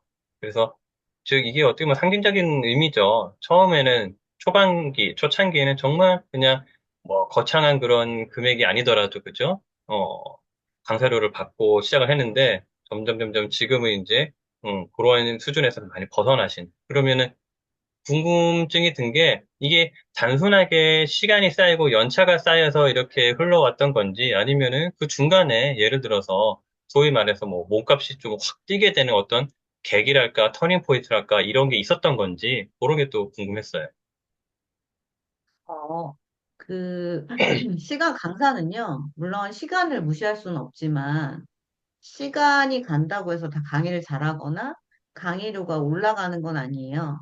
근데 물론 이럴 수 있어요. 공공기관 같은 경우에는 우선 학력 기준, 그 다음에 연차 기준 이렇게 해서 강의료를 별도로 주지만 강의료가 아주 높지는 않아요. 근데 이제 보통 이런 어떤 내가 작은 금액의 강의를 시작하다가 점핑하는 계기는 기업에서 강의를 하기 시작할 때예요. 왜냐면 기업에는 단위가 다르니까 금액에. 그래서 저도 그런 계기를 겪고 이제 지금은 이제 기업 전문으로도 강의를 많이 하잖아요. 그래서 그런 계기들이 많이 됐고 또 하나는 저는 전문가 양성 과정 같은 것도 꽤 진행을 했었어가지고 제가 이제 교구나 교재를 개발을 해서 제가 직접 그 쇼핑몰 운영하거나 판매하는 비즈니스 모델도 가지고 있어요. 그래서 그런 것들도 같이 하면서 하는 거죠. 음, 소위 말하는 엔잡러네요. 그죠? 음, 뭐 N자까지는 아니고요. 음, N자는 아니고 내 직업이 있는데 여러 가지의 푸는 방식이 좀 다른 거죠. 아하, 그러네요. 네. 어떻게 보면 요즘 말로 하면 뭐 원소스 멀티 유즈 약간 이런 식이네요. 그죠? 그렇죠. 하나의 맞죠. 이제 메인이 되는 어떤 중심이 되는 소스 콘텐츠가 있고 그거를 뭐 요런 방식, 요런 채널로 네. 채널을 다양화하는 그런 개념으로 이해하면 되겠다. 그죠? 그렇죠. 네. 또 다음 질문을 드리면은 수많은 강의를 하면서 뭐 여러 굴곡이 있거나 뭐 슬럼프라면 슬럼프고 뭐 힘에 부치거나 좀 주저앉거나 어쨌든 그런 순간 또는 그러고 싶은 또는 나 강사 이제 하기 싫어. 어쨌든 이런 회의감이 들거나 그랬던 적도 없지 않았을 것 같은데 그런 적이 혹시 있으셨는지 있으셨다면 또 어떤 식으로 그거를 좀 벗어났는지가 궁금하네요. 많았죠. 음, 많았죠. 제가 뭐 생각보다 열입니다. 그래서 그리고 중요한 거는 누가 알려주지 않았어요. 제가 음, 뭐 많은 분들이 네, 독자적으로 이 분야 자체가 일을 많이 해요. 그러니까 사내 음, 강사로 들어가지 않는 이상은. 저는 사내 강사로 들어가 본 적이 없거든요. 그렇기 때문에 독자적으로 일을 하기 때문에 독자적으로 서로 협조적으로 도움도 주지만 또 경쟁자기도 해요. 그러기도 하고 또 이건 앞으로 이러니까 이래가지고 그때쯤 되면 어떻고 이런 얘기를 별로 해주지 않거든요. 예를 들면 음, 처음에 제가 일을 시작했을 때 이상하게 7월, 8월이 됐는데 음, 스케줄표가 너무 확 빈 거예요. 음, 말 그대로 수입이 0원. 아이고, 처음이잖아요. 음, 그래서 어떡하지? 내가 이렇게 못했나? 일이 없나? 음, 그리고 그때 많이 한 20만 원 이렇게 벌었던 것 같아요. 0원이나 7월, 음, 8월에. 그리고 지나고 겨울이 됐는데 또 1월, 2월이 그런 거예요. 음, 그 분명 가을에 바빴는데. 너무 음, 바빴는데 갑자기 일이 없는 거죠. 그래서, 이거 뭐지? 내가 뭔가 문제가 잘못됐나 보다. 나 다음에 직업을 바꿔야 되나? 왜냐면 음, 먹고는 살아야 되니까요. 이런 단어 좀 그런가요? 아니요, 아니요, 그랬는데, 네, 나중에 저희 아시는 이제 스승님께 여쭤보니까 이 음, 업계가 음, 비수기 성수기가 있다. 아, 꼭 내 잘못이 전 몰랐던 아니고, 거예요. 내 탓이 예, 저는 아니고, 몰랐던 거예요. 예, 저는 몰랐던 거죠. 아무도 음, 와서 누가 얘기해주지 않을 것 같아요. 누가 물어보지 않으니까 굳이. 음, 그렇잖아요. 저는 물어볼 그렇죠. 생각도 못했고. 뭐 그래서 뭐 예를 알고 들어 봤더니, 멘토가 네. 있거나 하면은 뭐 계속 이제 소통을 하면서 뭐 내가 물어보든 물어보지 않든 그런 정보를 알겠지만은 그게 아니고 말 그대로 독고다이식으로 혼자 한다고 하면은 그런 정보를 알기가 쉽지가 않죠. 네, 그래서 저는 이제 스승님이 계시긴 했는데, 양쪽의 스승님은 상황이 좀 달랐어요. 음, 그러니까 이제 제가 알려니, 그러니까 김 선생이라고 예전 불렀는데, 김 선생이 알려니 생각했는데, 제가 나중에 돼가지고 저는 또 혼자 약간 뭐지, 말 안 하고 음, 겪어보는 스타일이에요. 나 너무 어려운데 막 어떻게 해야 돼요? 뭐 이런 스타일이 아니고, 음, 이렇게 겪고 나서 너무 힘들면 그때 얘기하는 스타일이라 예, 얘기했더니, 몰랐냐. 그때가 음, 비수기다. 강의계의 비수기다. 7, 8월에 음, 다 휴가 가고 방학이다. 1, 2월에 교육계획 짜고 담당자들 다 겨울에 안 한다. 그때 음, 알았죠. 그러니까 이런 경우도 있고 또 이제 제가 하면서 공부를 같이 많이 했어요. 저는 이제 거의 전직관 케이스라서 이제 학교도 다 다시 다니고 이제 거의 진짜 제로 베이스 시작을 했기 때문에 공부하면서 일하면서 이런 걸 많이 했는데 어느 순간 제가 이제 어느 순간 하다 보니 정신없이 배우고 일하다 보니까 주변에 거의 다 이제 다 안정적이진 않죠. 그들도 불안하지만 했을 때, 나는 학자금 대출은 되게 많이 남아있고, 건강은 건강대로 피곤하고, 음, 예, 그때 제가 논문 학기에 논문 쓰고, 대학 그 학기 강의를 처음 하고, 첫 책을 쓰고, 다 음, 같은 학기에 있거든요. 그런데 그 세 가지는 다 돈이 안 되고, 음, 그러다 보니까 지방 출장도 다니는데 그것도 어렵고, 학비가 다 안 되고, 뭐 이런 엄청난 어려운 게 있었어요. 음, 그때 한 엄청난 우울감을 겪었었거든요. 음, 하여튼간 그거를 인생의 가장 이제 좀 힘들었던 때인데 그걸 어떻게 잘 넘기긴 했는데요. 음, 그게 제일 힘들었던 거고 이 일에 대해서 어느 정도 제가 하나 말씀드리고 싶은 거는 제가 책을 쓴 이유도 그렇지만 아까 왜 박 작가님 좋은 말씀 해주셨잖아요. 멘토가 있다고 그가 다 알진 않지만 그래도 어느 정도 벤테랑 멘토를 옆에 있고 자주는 아니더라도 간혹 물어볼 수 있는 사람이 있다는 건 되게 좋은 것 같아요. 네. 음, 그걸 이겨낼 때 그들이 나한테 엄청난 도움을 주지 않지만 어떤 그 업계 패턴이라든가 아니면 그때 나는 어떻게 견뎠다던가 이런 걸 알 수가 있잖아요. 그렇죠. 그렇습니다. 답이 그러게요. 됐는지 모르겠습니다. 충분히 됐죠. 멘토를 꼭 가져야 된다기보다는 그죠. 어쨌든 그와 비슷한 그에 준한 사람이 곁에 있으면은 꼭 그분이 한 뭐 경험이랄까 말씀이 꼭 정답은 아닐지언정 어쨌든 분명히 후보자께 참고는 될 거라는 거죠. 예, 어, 그러면 그게 여러 가지 좀 극복하는 데 힘이 될 것 같고. 또 다음 질문은 그러면은 이제 초보 강사 분들이 흔히 예를 들어 저지르는 실수랄까? 그런 게 혹시 있을까요? 어때요? 그래서 강사를 한 지가 얼마 안 됐어. 그러면 그런 초보 강사들에게 요런 실수는 하지 마세요. 요런 실수를 좀, 염두에 두세요. 이런 게 있을까요? 어때요? 있을 수 있죠. 아주 디테일한 것까지 얘기하면 뭐 여러 개가 있을 수 있겠지만, 제가 모든 걸 경험한 건 아니지만, 음, 저의 경험과 주변의 경험을 봤을 때, 첫 번째는, 음, 강의 의뢰가 오면은요, 무조건 간다. 음, 거기가, 저기, 뭐, 프랑스나 이탈리아가 아니라, 음, 우리나라 안에서는 음, 금액이 작고, 멀고, 이러다 무조건 간다. 음, 이유가 뭐, 그러니까 그 무조건 간자에 두 가지 이유가 있어요. 하나는 내가 잘할까 망설이게 되거든요. 처음 음, 초보 강사는 내가 원하는 주제만 강의 주제가 오지 의뢰가 안 올 수 있어요. 그렇죠. 뭔지 아시죠? 네네네. 그 분야에 이미 유명인이 아닌 이상에는 이거 가능하시죠? 막 이런 경우도 있어요. 저 실제 해봤거든요. 그럼 음, 막 망설이게 되거든요. 음, 내가 날짜도 그리고 날짜를 촉박하게 와요. 신입 음, 강사들은. 네, 그래서 할까 하는데 저도 당장 내일인데 오늘 오후에 전화 와서 간 적이 있거든요. 어이구, 밤새가지고 한 시간씩도 왔자고. 어, 근데 그런 이유가 있고 내가 할 수 있을까 없을까 음, 이전보다는 할 수 있다고 하면 준비가 되는 거고요. 음, 두 번째는 왜 가냐면 한 번 거절하면 안 들어와요. 신입들은. 음, 왜냐 그만큼의 브랜딩이 돼 있지 않기 때문에 예, 예, 포지션이. 그래서 그 두 가지 이유 때문인데 가라고 하는 이유는 첫 번째는 어쨌든 내가 물론 강의를 잘 하고 와야 되겠지만 보장될 수는 없잖아요. 신입이니까. 하지만 한번 인연을 맺었으면 나를 다시 부를 퍼센트가 더 음, 높아진다. 왜냐면 그렇죠. 우선은 내가 일이 있어야 되잖아요. 음, 예, 강의를 또 하고 싶으면 또 두 번째는 음, 어쨌든 초보기 때문에 강의하는 음, 경험이 많이 필요합니다. 음, 예, 그래서 가시라고 하는 거예요. 음, 근데 대부분 처음일 때 어떤 걸 하냐면 내가 망설이는 분들이 꽤 있어요. 그럴 것 같아요. 그래서, 이제 할 수 있을까? 그렇죠. 거리가 처음이니까, 먼데. 네. 초보니까 잘해야 된다는 강박이 더 심할 것 같고, 그러니까 내가 어쨌든 잘 알거나 알 것 같은 거 위주로만 이제 선별을 하게 되는 거죠. 다른 거 다 쳐내고, 그죠? 그럴 것 같아요. 그리고 제일 많이 하는 얘기가 뭐냐면 아직 준비가 안 돼서요. 음, 제가 그럼 뭐라고 말씀드린지 아세요? 신입 어, 강사한테? 뭐라고 뭐, 할까요? 그런 준비되는 데는 영원히 없어, 오지 않아.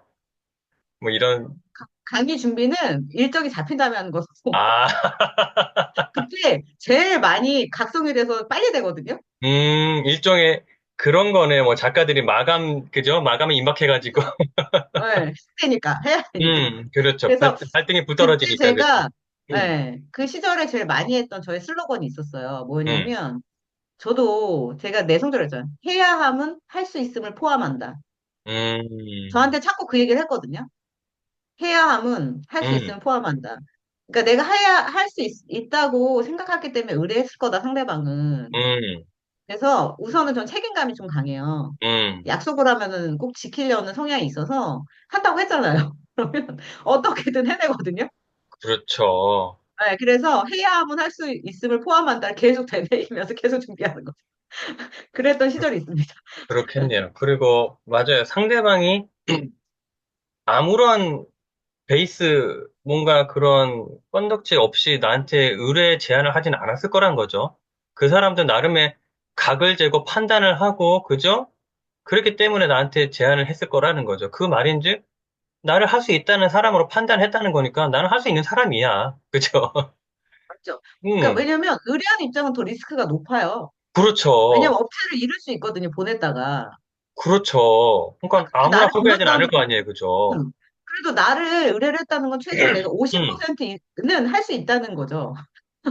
그러니까요. 그러한 접근 방식이 되게 중요한 것 같아요. 일종의 자신감을 심어주는 데도 좋고, 근데 이거는 소위 말한 근자감이 아니잖아요. 근거가 있는 거잖아요. 그렇죠. 나름 합리적인 추론이잖아요. 그죠? 그렇죠. 그 사람이 무슨 사다리 타기로 나를 골랐겠어요. 뭐, 지인을 통해서든 검색을 해서든 어쨌든 뭐 어떠한 정보를 토대로, 배경 지식을 토대로 나를 선택을 한 건데, 그러면 그 사람의 그런 뭔가 결정에 대해서 믿음을 좀 갖는 것도 괜찮겠네요. 그죠?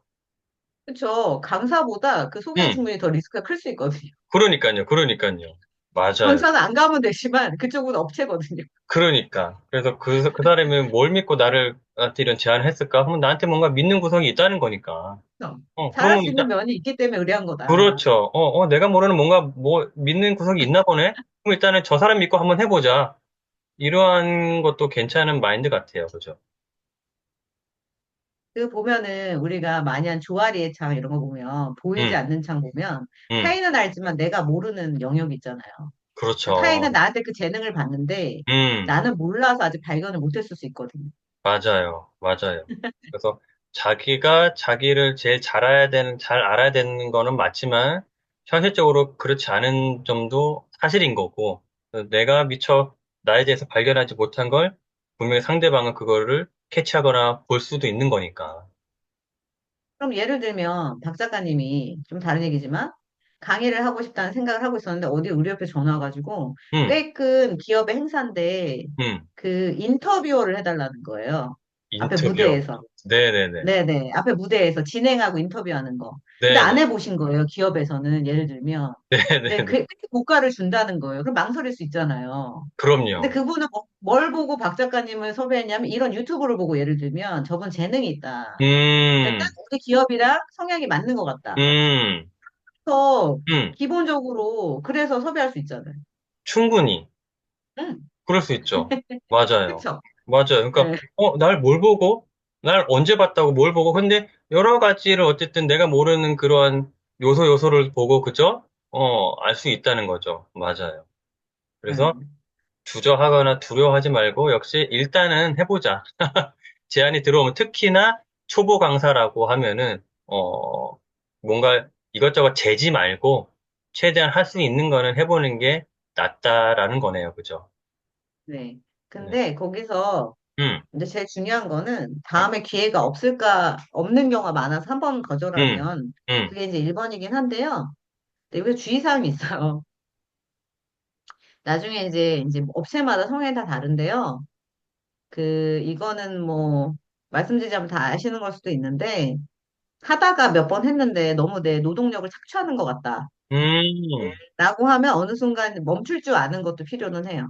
처음에는 가지만.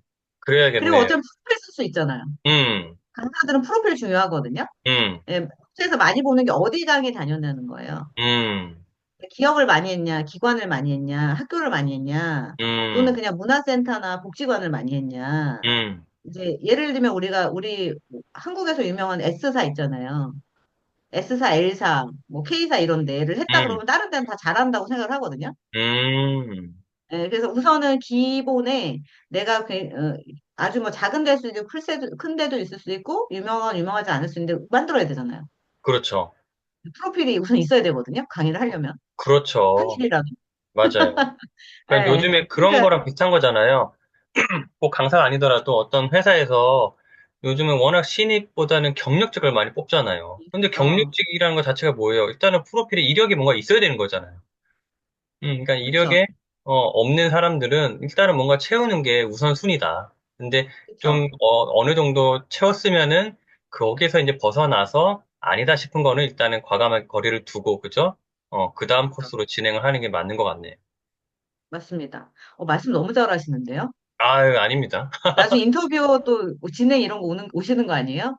근데 왠지 그런 뭔가 말이 씨가 된다고 그죠? 그런 상상을 아까 전에 예를 들었을 때 살짝 하긴 했어요. 근데 그런 그런 제안이 오면 좋겠네요. 이거를 보시는 분들은 꼭 그런 제안 제가 기다리고 있으니까 꼭 주세요.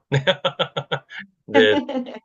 그러면 또 약간의 초보 강사에 관련된 질문이 있을 수 있는데 어떻게 보면 현실적인 질문이고 그거 있잖아요. 강의료. 그러니까 어떤 제안을 받았을 때 뭐 예를 들면 연예인이라고 치면은 보통은 뭐 모든 연예인은 아니지만 연예인이라 하면은 뭐 소수자가 됐건 매니저가 됐건 내가 아닌 다른 분이 약간의 그런 금액적인 부분에 있어서 딜이라면 딜이고 그런 내고를 하잖아요. 조율을. 근데 나는 나 혼자 움직이는 강사야. 근데 어떤 제안이 왔는데 그런 약간 민감한 예민한 그런 금액적인 부분을 약간 조율을 해야 돼.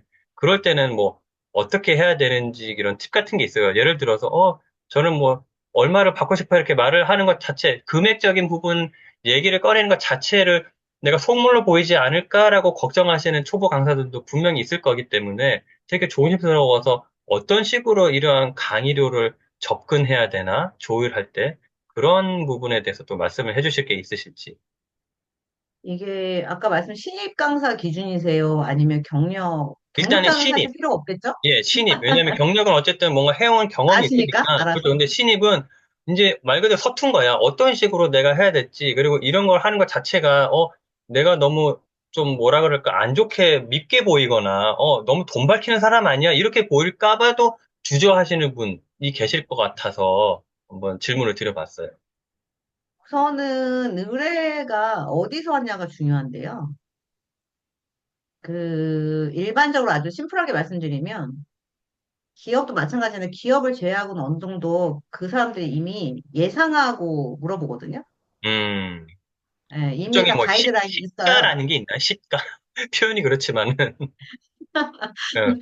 시가 오랜만에 재밌는 그러니까. 말인데요. 좋아합니다. 그래서 음, 일반적으로 어차피 공공기관은 음, 여러분이 얼마를 달라고 해도 줄 수가 없고, 여러분 음, 커리어에 따라서 여러분 그 이력서 보고 그대로 줍니다. 음, 그런데 그래도 물어봐요. 음. 신기한 거는. 신기한 그래도. 거는 공공기관이 작은 데도 있고, 뭐 정부부처부터 시작해서 아주 작은 데까지 다 음, 그 기준이 명확하게 있습니다. 음, 그런데도 물어봐요. 음, 왜 물어보냐면, 강사님 얘기했을 때 너무 갭이 차이 나면 우리가 못 부를 것 같다. 음, 라고 생각하고 또 하나 예의라고 생각도 해요. 음, 너무 우리가 이렇게 낮은데 대부분 좀 작은 공공기관들은 먼저 이렇게 너무 죄송한데요. 저희가 예산이 이렇게 시작하거든요. 네네네. 너무 작은 데는 음, 큰 데도 많지는 않지만 그래도 그렇게까지 시작을 안 음, 하는데 네네. 그래서 그런 데는 음, 강의를 어떻게 되세요? 그러면 일명 이제 공공기관 정부처럼 그러면 제가 알기로는 거기 기준이 음, 있으신 걸로 알고 있는데 어떻게 음, 되는지 궁금합니다라고 하면 음, 그분들도 이제 편히 얘기를 하세요. 어차피 음, 거기는 그 이상은 못 줘요. 음, 네, 그래서 이미 정답은 있다. 그러나 음, 그냥 여쭤본다. 매너로. 그렇게 음, 생각하시면 되고요. 그 음, 다음에 이제 기업은 무한대긴 하지만 신입 강사인 경우에는 예, 거의 부르는 경우가 없는데 이제 음, 이럴 때 부르죠. 신입 강사도 이런 분들 부릅니다. 예를 들면 내가 대기업에서 한 20년 동안 강의한 적은 없는데 근무를 했는데 이 기업에서 봤을 때는 그 경험과 노하우를 우리가 좀 들으면 좋을 것 같다. 음, 내지는 예를 들면 전혀 새로운 그런 이슈가 된 인물들을 좀 부르거든요. 음, 예, 예. 그러면은 굉장히 달라요. 그러니까 최저 비용이 기업이라고 대기업, 중견기업, 중소기업 있잖아요. 네네. 그러면 이제 최소가 한 30만 원에서 한 2천만 원까지? 베리에이션은 되게 크다, 그죠? 네, 한계가 많이 없어요. 음, 그래서 많은 강사들이 이제 기업 강사를 하고 싶은 건데, 음, 이제 신입이기 때문에 100 이상 가기는 힘들겠죠. 음, 네, 한 30에서 보통 30으로 많이 부르죠, 신입들은. 30이나 50? 그런데 그분이 음, 커리어가 신입 강사지만 아까 말씀드린 것처럼 외국에서 음, 그 분야의 전문가인데 강의 경력만 없다? 그럼 음, 걱정할 게 없는 게 이미 회사 다닐 때 강의를 해봤을 거예요. 음, 초청을 받아서 그럼 대충 알아요. 그거 좀 음. 어렵지 않으면 GPT한테 여기서 물어보면 됩니다. 그렇군요. 내가 이런 경력인데 어디 가서 음, 강의를 할 건데 내 음, 강의료는 어느 정도면 각자 적정한 선일까? 음. 물어보면 요새 GPT가 잘 알려줘요. 그렇겠네요. 또 그래서 GPT를 그런 네, 용도로 네, 또 네. 쓸 수도 있겠다, 그죠? 근데 예를 들면 이럴 수 있겠죠. 나는 꼭 거기가 하고 싶어요. 내 커리어에 음, 필요해요. 필히. 음, 그럼 음, 그거보다 약간 낮게 부를 수도 있고. 음, 근데 내가 여기 보니까 얘기하는 것도 그냥 그렇고 하던 말던 난 그렇게 상관이 없다. 내가 음. 심심이지만. 그럼 약간 네네, 더 높게 부를 수 있고. 네네. 기업은 이제 한계가 없기 때문에요. 그리고 예를 그렇군. 들면 커뮤니티나 이런 작은 데는 아주 음, 많이 주는 거는 보기가 좀 드물긴 하니까 그거는 그냥 캐주얼하게 물어보시면 될 것 같아요. 음, 어느 정도 예상하세요? 음, 그러면 얘기해줘요, 보통 편안하게. 아유, 항상 저희가 많이 드리고 싶지만, 저희가 음, 작은 커뮤니티라서, 음, 대신에 작가님의 책을 사는 걸로 하겠습니다. 라고 음. 한다든가. 네, 이런 경우가 있죠.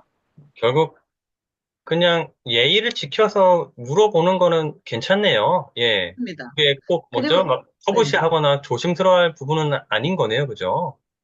왜냐면은 음, 모든 일이 그렇지만 강의를 지식 노동인데 내가 음, 노동을 제공하고 받는 거잖아요. 그렇죠. 다만 그거의 애티튜드가 중요하다. 음, 그러니까 얘기를 다 듣고 나서 만약에 그분이 먼저 강의료를 얘기 안 하는 경우도 있어요. 음, 그리고 그냥 안 물어봤는데 끊는 경우도 있거든요. 그 가끔 저희 강사님들 물어보거든요. 음, 얼마인지도 모르는데 하기로 했다고. 예. 그런데 이런 경우도 있어요. 책을 사주기로 하고 다 그렇게 하자고 했는데 책을 가봤더니 안 산 거죠.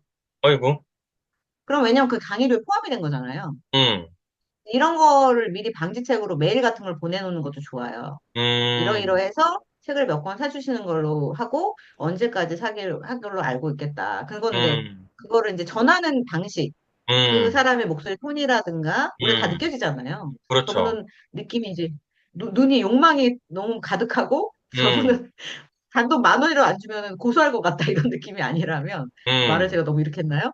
그게 아니요, 아니요. 아니라면 이해한다는 거죠, 상대방은. 음, 음, 그러네요. 어쨌든 네. 너무 조심스러워 할 필요도 없고 그냥 예의와 격을 갖춰서 이제 물어보고 확인하면은 될 것 같네요. 그리고 아까 잠시만 팁을 하나 주셨는데 요새는 워낙 인공지능이 잘 여러 가지 또 데이터를 통해서 답변을 해주니까 그것도 이제 물어보고 참고하면 될 것 같고 그러네요. 그러면은 또 다음 질문을 한번 드려볼게요.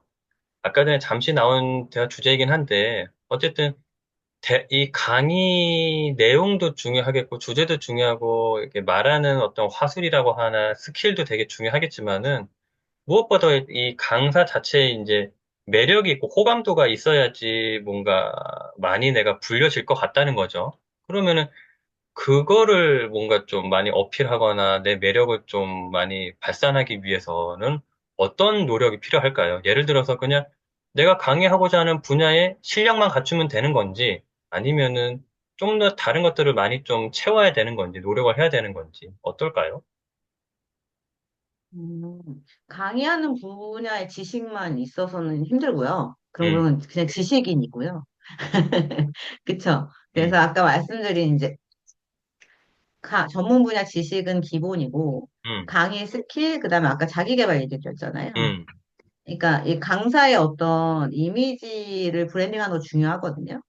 그래서 제가 이제 이미지 메이킹 전문가기도 한데, 보시면 이제 ABC라는 그 분야로 나뉘어져요. 음, 그래서 이 ABC를 같이 마케팅을 하는 게 중요한데요. A는 어피어런스, 외모죠. 음, 네.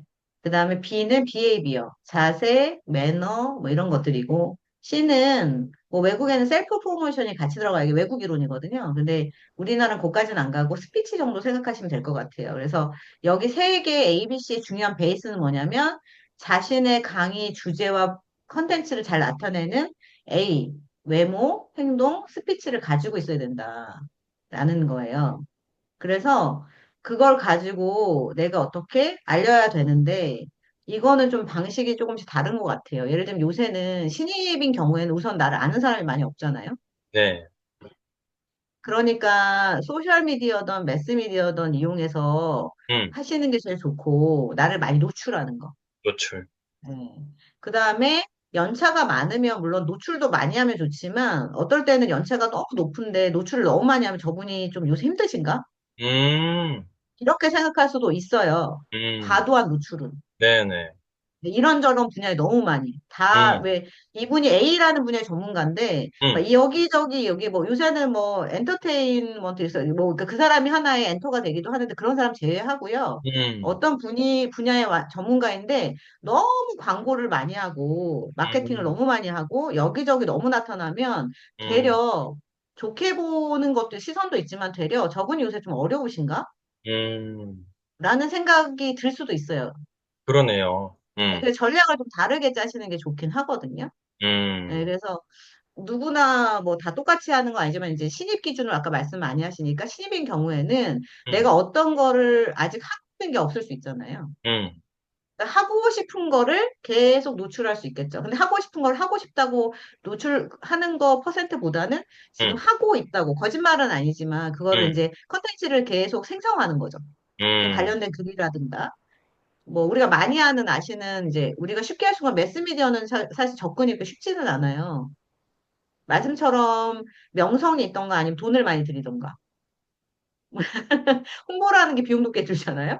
그래서 그렇죠. 비용이 많으시다면은 음, 매스미디어가 좀 더 클 수 있고, 어쨌든 매스미디어가 요새 소셜미디어를 많이 하더라도 동시에 가는 게 제일 좋으니까. 근데 내가 음, 여기에 들일 비용과 명성이 힘들다라고 하면 음, 소셜미디어 발행을 많이 하는 거죠. 관련된 컨텐츠를. 음, 예. 그리고 내가 기본적으로 프로필, 뭐 이력서, 멀티링크 같은 거를 다 세팅을 해놓는 거예요. 음, 왜냐면 매번 모든 사람들을 명함을 줄 수 없기 때문에 우리 네, 멀티링크 혹시 있으신가요? 박 작가님? 네네네네. 네, 그런 식으로 이제 자기가 뭘 달라고 했을 때 바로 줄 수 있게 음, 있다든가 아니면 없다면 이제 좀 빠르게, 음, 신속하게 만드는 거. 음, 아까 하나 말씀 안 드렸네요. 신입 강의 하실 때요, 비슷한 지금 맥락인데요. 주의하실 점이 뭐냐면 뭐 서류 달라고 하거나 할 때요, 음, 오래 걸리지 않게. 음, 왜 오래 걸리냐면 저도 그랬는데요. 저 옛날 몰랐는데 너무 고민이 많은 거죠. 이렇게 하는 건가? 저렇게 하는 건가? 음, 이렇게 하는 게 더 나으려나? 그러다 음, 보니까 시간이 너무 가면 담당자 입장에서 어떤 강사를 제일 좋아하냐면 일을 빨리 행정 처리를 빨리 해주는 사람 좋아하잖아요. 네네. 그러니까 마찬가지로 이제 신입일 때는 조금 더 신속함이 필요하고 음, 나를 노출하는 컨텐츠를 계속 생성하는 거. 이렇게 좀 어느 말씀드릴 수 있겠죠? 정도 준비가 되어 있어야 되겠네요. 그죠? 콘텐츠면 콘텐츠, 그 다음에 나의 뭐라 그럴까, 포트폴리오라고 해야 되나? 그런 게 어쨌든, 그죠? 프로필 포함해가지고 그런 게 좀 잘 세팅이 되어 있어야겠네요. 그죠? 하면서 하시면 돼요. 언제 다 세팅해서 그리고 또 오래 문득 걸립니다. 궁금증이 든 게 그 예를 들어서 뭐 난 초보 강사인데 임에도 불구하고 어쨌든 예를 들어 기업 강의를 한번 해보고 싶어. 그러면 아까 뭐 온라인 플랫폼이든 이런 것도 이용하는 방법도 있지만 혹시 이런 방법도 있는지 예를 들어서 각계전투식으로 그냥 A사, B사, C사에 그냥 1대1로 뭔가 강사 지원이라고 해야 되나? 그런 방법도 존재하나요? 저 이러이러한 사람입니다. 뭐 이러한 해당 귀사에서 저 강의를 해보고 싶어요. 언제든 뭐 주세요. 이런 식으로 뭔가 지원하는 방법도 있나요? 어때요? 대기업 기준을 말씀하시는 걸까요? 뭐 대기업 내지 아니면은 뭐 중소기업 어쨌든 대기업보다는 한 단계 아래든 어쨌든 예 그러한 기업 같은 경우에 그렇게 기업은 거의 불가능해요. 음, 가능할 수도 있지만, 이제 대기업, 중견기업은 조금 불가능하고, 음, 중소도 규모가 되게 다르잖아요. 네네네. 중소기업은 혹시 될 수도 있을지도 모르겠어요. 근데 대기업, 중견기업은 우선은 네. 기본적으로 강사를 섭외할 때, 음, 아까 말씀드렸지만 그 분야의 전문가냐. 음, 그 다음에 두 번째는 이슈 인물이냐. 음, 이거기 때문에 그러니까 본인이 그 검색하면 나오는 정도의 분위기거나, 아니 음, 소개받거나, 이런 식으로 음, 하거든요. 음, 네, 그래서 내가 일대일로 뭐 메일을 보낸다고 해서, 그것도 이제 뭐 기업뿐만 아니라 공공기관도 많이 온다고 알고 있거든요. 음, 근데 공공기관은 이제 모르겠으나, 기업은 거의 이제 좀 어렵다. 음, 네, 이렇게 좀 보시면 될 것 같아요. 차라리 뭐 예를 들면 내 친구가 기업의 HR 쪽에 있는데, 음, 이런 얘기 좀 그렇지만, 네네네네. 그치, 영향력이 있다. 네네네. 근데 영향력 있다고 무조건 되는 게 아니라 내 커리어가 괜찮다. 네네네네. 강의한 경력이 없는 신입은 부르지 않아요. 음, 리스크가 크기 때문에. 그렇겠네요. 주는 만큼 부른다. 그렇겠네요. 라는 거죠. 네. 알겠습니다. 초보 강사이신 분들은 일단 참고를 하시고, 다음 질문은 이 강의 시작이나, 잠깐만요. 네네네. 죄송해요. 하나 말씀 안 드려서. 초보 그럼요. 강사일 때 조금 가능한 거는 법정 의무교육 같은 경우. 음, 법정 의무교육은 그 자격 과정을 따고 네. 이분이 1대1로 가는 게 아니고요. 조금 음, 다른 건데 음, 자기가 속해 있는 협회나 어디 B2B로 들어가요. 네.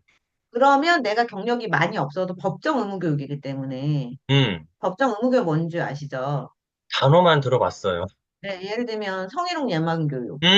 기업에서 그러니까 뭐, 의무적으로 해야 되는 그런, 네, 그쵸. 그러면 네네네네네. 강사의 커리어를 본다기보다는 그냥 그 협회나 이 기업에 이렇게 맺어가지고 B2B로 그냥 음, 강사 거기서 그냥 불러주면 가는 건데 음, 그거는 이제 비용이 조금 낮기는 하지만 그런 음, 경우에 이제 법정 의무교육 해야 되니까 기업에서는 몇 인 그렇죠, 이상은. 그렇죠. 네. 그런 경우에는 강사의 커리어가 그렇게 화려하지 않아 들어가는 음, 경우들이 있죠.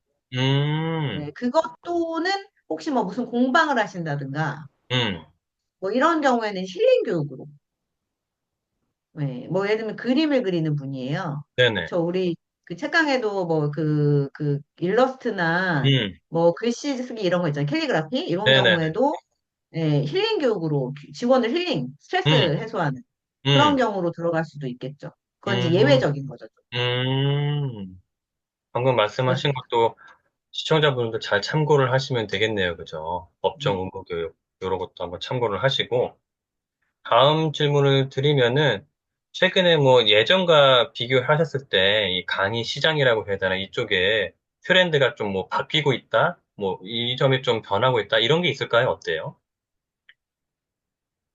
사실 강의 시장도 매우 어렵습니다. 요새, 경계를 타거든요. 어렵지 않은 데가 없다, 그죠? 그래서 없어요. 진짜 없는 것 없습니다. 같아요. 네. 없고 이제 기본적으로 그런데 이제 기본적으로 꼭 해야 되는 교육들은 있는데 음, 본인의 이제 주제가 하시는 컨텐츠의 주제가 기본적으로 뭐 내가 꼭 들어야 되는 그런 주제다 음, 조직에서. 음, 그러니까 가장 뭐 기업이나 기관에서 많이 하는 게 리더십 교육이나 이런 것들은 필수로 듣거든요. 조직 활성화나. 음, 그리고 이제 뭐 그 외에 문화센터나 다른 데도 많긴 하죠. 근데 이제 모든 전국적으로 경기가 안 좋으면은 교육 시장도 같이 타요. 말씀처럼. 왜냐하면 교육의 예산을 줄이는 경우가 꽤 많거든요. 왜냐면 무슨 음, 뭐 살아야 되니까 조직의 음, 존폐 위기가 있기 때문에. 그리고 정부 같은 경우에는 그 예산을 좀 줄이고 이러잖아요. 네, 그래서 컨텐츠 개발을 계속 하잖아요, 강사들이. 예를 들면 코로나 때 일반 다른 강의를 했지만 아무도 중 강의를 해본 사람이 없었단 말이죠. 음, 저도 처음에 매우 당황스러웠는데, 근데 그때 시류를 잘 타신 분이 전혀 다른 주제를 강의했지만 중강의 잘하는 법을 강사들한테 알려주는 거. 음, 줌을 잘 쓸 수 있는 방법. 음, 요새로 얘기하자면 예를 들면 오픈 AI가 2021년도, 2022년도에 나왔는데 아무도 몰랐단 말이죠. 아주 음, 이제 그쪽 개발자나 이런 분 빼고는 많이는 음, 몰랐잖아요, 일반인들이. 근데 네네. 그거를 활용하는 방법을 지금 하는 강의사들이 있잖아요. 그렇죠. 네, 근데 물론 이제 그 관련된 전공이랑 이제 GPT는 조금 다른데 줌으로 강의하는 방법을 가르치거나 예를 들면 구글 폼을 사용하거나 이런 것들이 일반 사람들도 많이 그러니까 일반 사람들 배워서 강의하거나 이런 경우들이 꽤 많았어요. 음, 그러니까 이런 어떤 블루오션? 그러니까 물론 이제 그 시기는 조금 짧아요. 그 네네네. 시간이 지나면 지금 줌으로 강의하는 방법을 막 되게 열심히 배우진 않잖아요. 그렇죠, 우리 지금 그렇죠. 하고 있는 것처럼. 그렇죠, 근데 그렇죠. 이제 약간 그 비즈니스 차원에서 보고 또 음, 다른 컨텐츠 넘어가는 거죠. 본인 음, 걸 꾸준히 하면서 플러스로. 그때그때 그런 걸 뭔가 또 찾아볼 수도 있겠죠. 시의성을, 트렌드를 잘 따져서, 그죠? 그렇죠. 그것도 중요하겠네요. 뭔가 변화하는, 사회 변화를 또 잘 캐치를 하는 것도 중요하겠다, 그죠? 그래서 그거에 좀 뒤처지면 안 되고, 어떻게 보면 약간 한 발짝, 반 발자국이라도 좀 앞서가는 것도 필요할 것 같고, 그런 생각이 드네요. 이제, 녹화 시간이 벌써 한 시간이 넘어서 슬슬 이제 후반부 질문을 드리면서 마무리를 지을 건데, 다음 질문을 드리면은, 강사님이 그러면은 한 5년 후 내지 10년 후는 어떤 모습일지를 한번 뭐 꿈꾸시거나 생각해 보신 적이 있으신지가 궁금하네요. 저는 그냥 사는 사람이긴 해요. 예. 그렇지만 5년 후를 생각해 본다면,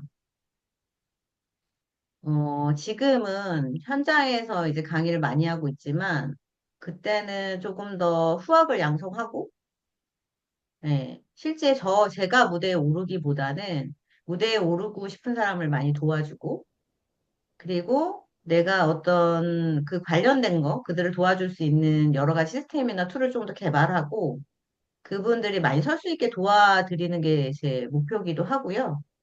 예, 그러면서 제가 좋아하는 캠핑도 많이 다니고요. 예, 그럴 예정입니다. 건강하게. 음, 후학 양성. 예, 일종의 뭐 아카데미식으로 그죠? 네, 좋겠네요. 예, 되게 의미 있는 일이고 그죠? 뒤에서 이제 그런 분들을 서포트하면서 하는 것도 되게 의미가 있지 않을까 싶습니다. 그러면 이제 다음 질문 거의 막바지에 다다르고 있는데, 비슷한 맥락이에요. 예, 앞으로의 계획이나 목표, 꿈이 있다면 혹시 있을까요? 어때요? 아니면은 앞으로라고 하면은 너무 벙벙하거나 광범위하면은 예를 들어 뭐 지금이 4월이긴 하지만 올해로 한정 지어도 되고. 네. 올해는요, 뭐 앞으로의 목표는 행복하게 사는 거고요. 네. 올해의 목표는, 제가 조금 더 비즈니스 모델을 조금 다각화 해가지고요. 다각화하고 체계화 시키는 게 저희 목표예요. 그래서 지금 음, 생각하고 있는 것들이 몇 개 있는데, 그런 음, 것들을 12월쯤에는 구체적으로 조금 더 만들어 나가고 싶은 그런 생각입니다. 궁금하네요. 또 어떤 아이템이 또 나올지. 나중에 또 음. 어떤 SNS든 어떤 투로든 좀 알려주시면은 좋겠습니다. 궁금하네요. 박 작가님도 뭐 제가 박 작가님께 도와달라고 할 수도 있죠. 제가 뭐 할 수 있는 범위 내에서는 얼마든지 저는 뭐, 예, 대기하고 있겠습니다. 네네. 재능이 많으시니까요. 아유, 아닙니다. 네, 영광입니다. 그런 제안을 주신다고 하면은, 예, 대기하고 있겠습니다. 그리고, 저희 거의 공식 질문 중에 하나인데요. 조금 전에도 잠시 단어가 나왔는데, 이제, 김지향 작가님, 강사님께서 생각하시는 행복에 대한 정의를 어떻게 내리고 계신지 궁금하네요. 저의 행복은 아까 말씀드린 이제 동기부여에서 시발이 되는데요. 저의 행복은, 어, 평생 살면서 죽을 때까지, 나다운 자기를 다시 말씀드리면 저의 행복은, 죽을 때까지 자기 발견을 잘하고 자유롭게 사는 거. 그게 음, 저만의 행복입니다. 그러면 자기 발견이 다른 말로 자아 실현과 비슷하다고 받아들이면 될까요? 이해하면 될까요? 아니면 좀 다를까요? 어때요? 조금은 다른데요. 음, 저는 저랑 대화하는 걸 참 좋아하거든요. 음, 약간 어떨 땐 저를 객체로 보는 그런 시선이 많아요. 음, 그래서 김지양이라는 인물을 음, 대화를 해보면서 음, Who am I라는 음, 거를 그래서 저랑 대화하면서 저는 어떤 사람인지 발견하는 거. 근데 음, 자기 실현이라는 건 거기서 음, 제가 더 지금 안 해본 것들을 조금 이것저것 나를 발견해서 시도한다면 그게 또 실현이 될 수 있겠죠? 음, 그래서 저 나름 또 저를 지켜보면 재미있기도 해요. 음, 다른 사람들도 지켜보면 재밌기는 한데요. 약간 저는 가치도 얘기하자면 좀 관조자의 입장도 좀 있거든요. 이게 음, 관조라고 해요. 뭐랄까요? 약간 관찰하는 거? 음. 네. 그래서 즉 나에 대해서 계속 뭔가 알아가는 거네요. 그죠? 그렇죠? 계속 내가 뭐 30년을 살았던 40년을 살았던 꼭 그렇다고 해서 나에 대해서 다 아는 게 아니니까 계속 시선을 나한테 두고 계속 나에 대해서 나 요런 점도 있네. 아니면 내지 나 지금 이런 감정을 느끼고 있네. 나 요즘 어때? 뭐 이런 식으로 계속 나에 대해 발견을 하는 거네요. 그럼 조금 살짝 정리를 해보자면요. 제가 음, 좋아하는 인문학의 세 가지 질문이 있잖아요. 나는 누구인가? 음, 나는 어떻게 살 것인가? 나는 어떻게 죽을 것인가? 이잖아요? 근데 결국은 나는 누구인가? 나는 어떻게 죽을 것이냐의 귀결은 나는 어떻게 살아갈 것인가잖아요. 음, 근데 참 이 인문학이라는 게 세 개 다 나에 대한 질문이거든요. 음, 근데 저는 그거를 찾는 걸 되게 관심이 많은 것 같아요. 제가 음, 하는 업 자체는 약간 어떻게 보면 마케팅이라든가 약간 심리학 기반도 있거든요. 저는 이제 심리학 그쪽도 같이 공부를 해가지고 있는데 그 자기 발견이라는 게 어떤 이런 인문학적인 게 관심이 많기 때문에 이런 거를 음, 또 발견하고 하는 거에 관심이 있고 그걸 하고 음, 싶습니다. 남은 시간 동안. 그래서 그런 과정을 좀 즐거워하고 그러는 순간이 행복하다. 네, 재밌어요. 네, 그럴 것 같네. 그러면은 뭐 주로 산책을 하면서 그런 과정을 겪으시나요? 아니면은 뭐 그냥 매 순간순간 어떤 그런 과정을 진행하시는 어때요? 자기 그, 발견의 저, 순간?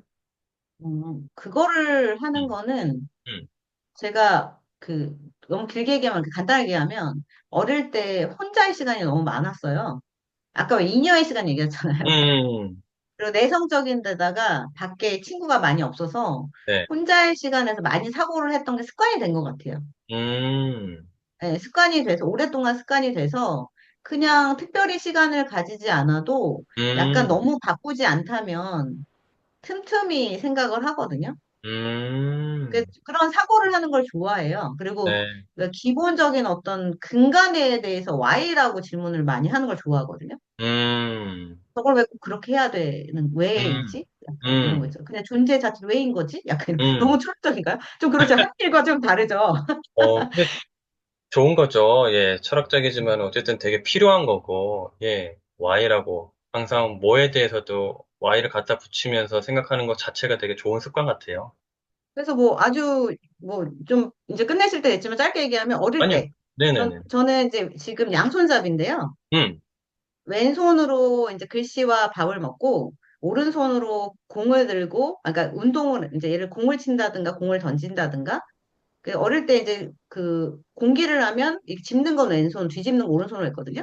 어, 근데 그게 중요한 게 아니고 저희 세대만 해도 왼손을 쓰면 엄청 혼났어요. 학교 가면 네네. 손등을 맞고. 네, 그럴 정도였는데 음, 그때 저는 그렇게 생각했어요. 지금 되게 엄청 맨날 밥 먹을 때마다 울고 그랬거든요. 혼나가지고 네, 어른들한테. 네, 항상 밥 먹을 때마다 울었어요. 엄청 혼나가지고 손 음, 바꾸라고. 근데 저 그때 뭐라고 생각했냐면 내가 왜 바꿔야 하지?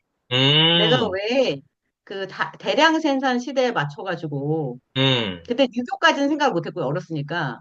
다 음, 똑같이 오른손으로 밥 먹으면 부딪히지 않잖아요. 그때 생각으로는. 왜 그렇죠. 그거에 내가 맞춰야 하지? 나는 나인데. 음, 라고 해서 어떻게 보면 되게 고집이 센 건데, 음, 지금도 바꾸지 않았거든요. 음. 약간 그런 게 있어요. 근데 중요하죠, 그죠? 예, 그러니까 네. 뭐 남들의 시선, 남들의 강요에서 떠밀려 사는 것보다 나의 주체적인 어떤 생각, 판단, 가치관이 중요한 거잖아요, 그죠? 그거를 이제 어릴 때부터 그렇지만 그게 중요한 건 남한테 피해가 안 가게. 그렇죠, 그렇죠. 예, 남한테 네. 피해를 주지 않는 범위 내에서는 내 기준에 맞춰서 내가 하고 싶은 대로 사는 게 그게 또 뭐 진정한 행복이고, 그죠? 네, 그렇습니다. 그래서 조금 대답이 산으로 갔는데요. 네, 아닙니다. 예, 그렇다. 네네. 대답은 충분히 예, 네. 범위 내에 들어와 있었고. 이제 마지막 질문 두 개가 나왔는데요. 예, 아, 네. 시간 한 반 정도, 한 시간 반 정도 진행을 했는데 오늘 음, 박근필의 피플 인사이트 인터뷰 진행하시면서 소감이 어떠셨는지 궁금합니다. 박근필 작가님의 피플 인사이트. 첫 번째는 굉장히 그 작가님께서 진행을 부드럽고 편안하게 해주신다. 아, 두 번째는 질문이 이 양을 꽤 많았는데요. 좀 놀랐어요. 준비를 많이 하셨다. 아, 네. 그러니까 질문이 많아서 싫었던 게 아니고요. 네네. 이거를 질문을 선정하기 위해서 많은 시간과 저에 대한 생각을 해주신 게 좀 놀라웠고요. 네. 편안하게 잘 진행해 주셔서 좋았고, 어, 그래서 이런 시간들이 다 우리 여기 피플 인사이트를 보시는 분들도 도움이 되지만, 그분들도 도움되고, 이거를 인터뷰를 하는 사람들, 저뿐만 아니라 그동안 인터뷰 받았던 사람들 자신에게도 자신을 한번 정리하는 시간이 되지 않을까? 맞습니다. 라는 생각이 많이 들었습니다. 네, 좋은 시간을 주셔서 너무 감사한 일이죠.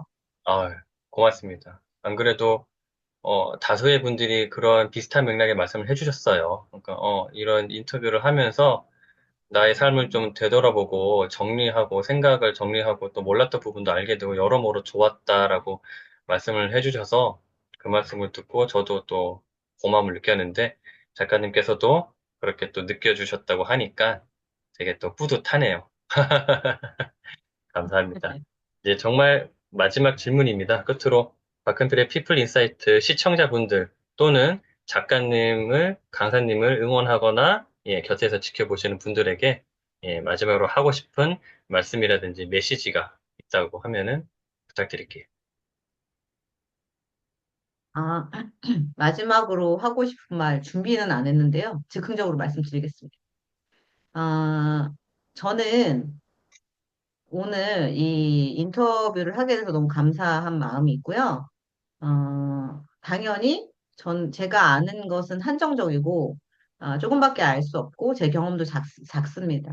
그러나 여러분들이 이 영상을 보시는 각자가 가진 지식과 경험이 다 다르시고, 옆에 있는 누구와도 똑같지 않거든요. 그래서 여러분들이 혹시 강의하기를 원하시거나 브랜딩하고 싶다라고 생각하시면 내가 마음을 먹고 준비하고 노력한다면 누구나 가능한 일입니다. 그래서 강의라는 것 자체가 너무나 동떨어져 있거나 멀리 있지 않다. 예, 여러분도 하실 수 있다. 라는 생각으로 시작하셨으면 좋겠고요. 예, 여러분이 네, 함께 저랑 네, 누구나 다 이제 행복한 세상이 됐으면 좋겠습니다. 네, 이거 하는 거 그만하라고, 조친 언니가. 아, 괜찮습니다. 예, 네, 정말 좋은 말씀이시고, 저도 뭐, 짧게 부연을 하자면, 그러니까, 일단은 강사 강의에 관심이 있으신 분들, 그런데 주저하고 계신 분들에게는 저도 드리고 싶은 말씀이, 뭐 계속 똑같은 말의 반복이긴 하지만 일단은 작게라도 한번 해보시는 걸 추천을 드려요. 방법을 찾아보면 많거든요. 예컨대 지금 뭐 이게 강의는 아니지만 이런 식으로 자기를 표현하고 말하는 방법 연습 삼아서 유튜브를 자기만의 채널을 만들어도 좋고 아니면 요새 온라인 플랫폼이 워낙 잘 되어 있으니까 뭐 예를 들면 큐리어스라는 것도 있고 여러 가지 꼭뭐 100명, 500명을 모아야지 내가 강의를 할 수 있는 게 아니거든요. 그러니까 찾아보면은 얼마든지 이런 채널이나 루트는 많으니까 자기가 뭔가 지식이 있거나 경험이 있거나 하는 분야를 나만의 콘텐츠를 한번 점검을 해 보시고, 요거로 하면 낫겠다 싶으면은 작게라도 한번 그런 온라인 강연, 오프라인 강의를 한번, 어, 시작을 해보시는 게, 네, 이 시작이 되게 중요한 것 같아요. 시작을 한번 해보시는 게 중요한 것 같습니다. 그러면 시작을 한번 해보면 이제 감이 오겠죠. 아, 이렇게 하면 되겠구나. 아, 이건 난 정말 아니구나. 어쨌든 해봐야지만 알 수 있는 거니까 그렇게 일단은 참고를 하시면 될 것 같습니다. 네, 그러면은 1시간 반 동안, 잔시간 동안 말씀해 주시느라고 오늘 수고 많으셨고요. 그러면은 이상으로 오늘 박근필의 피플 인사이트 김지양 작가님, 김지양 강사님과의 인터뷰를 마치도록 하겠습니다. 오늘 수고 많으셨습니다. 네, 감사합니다. 예, 고맙습니다.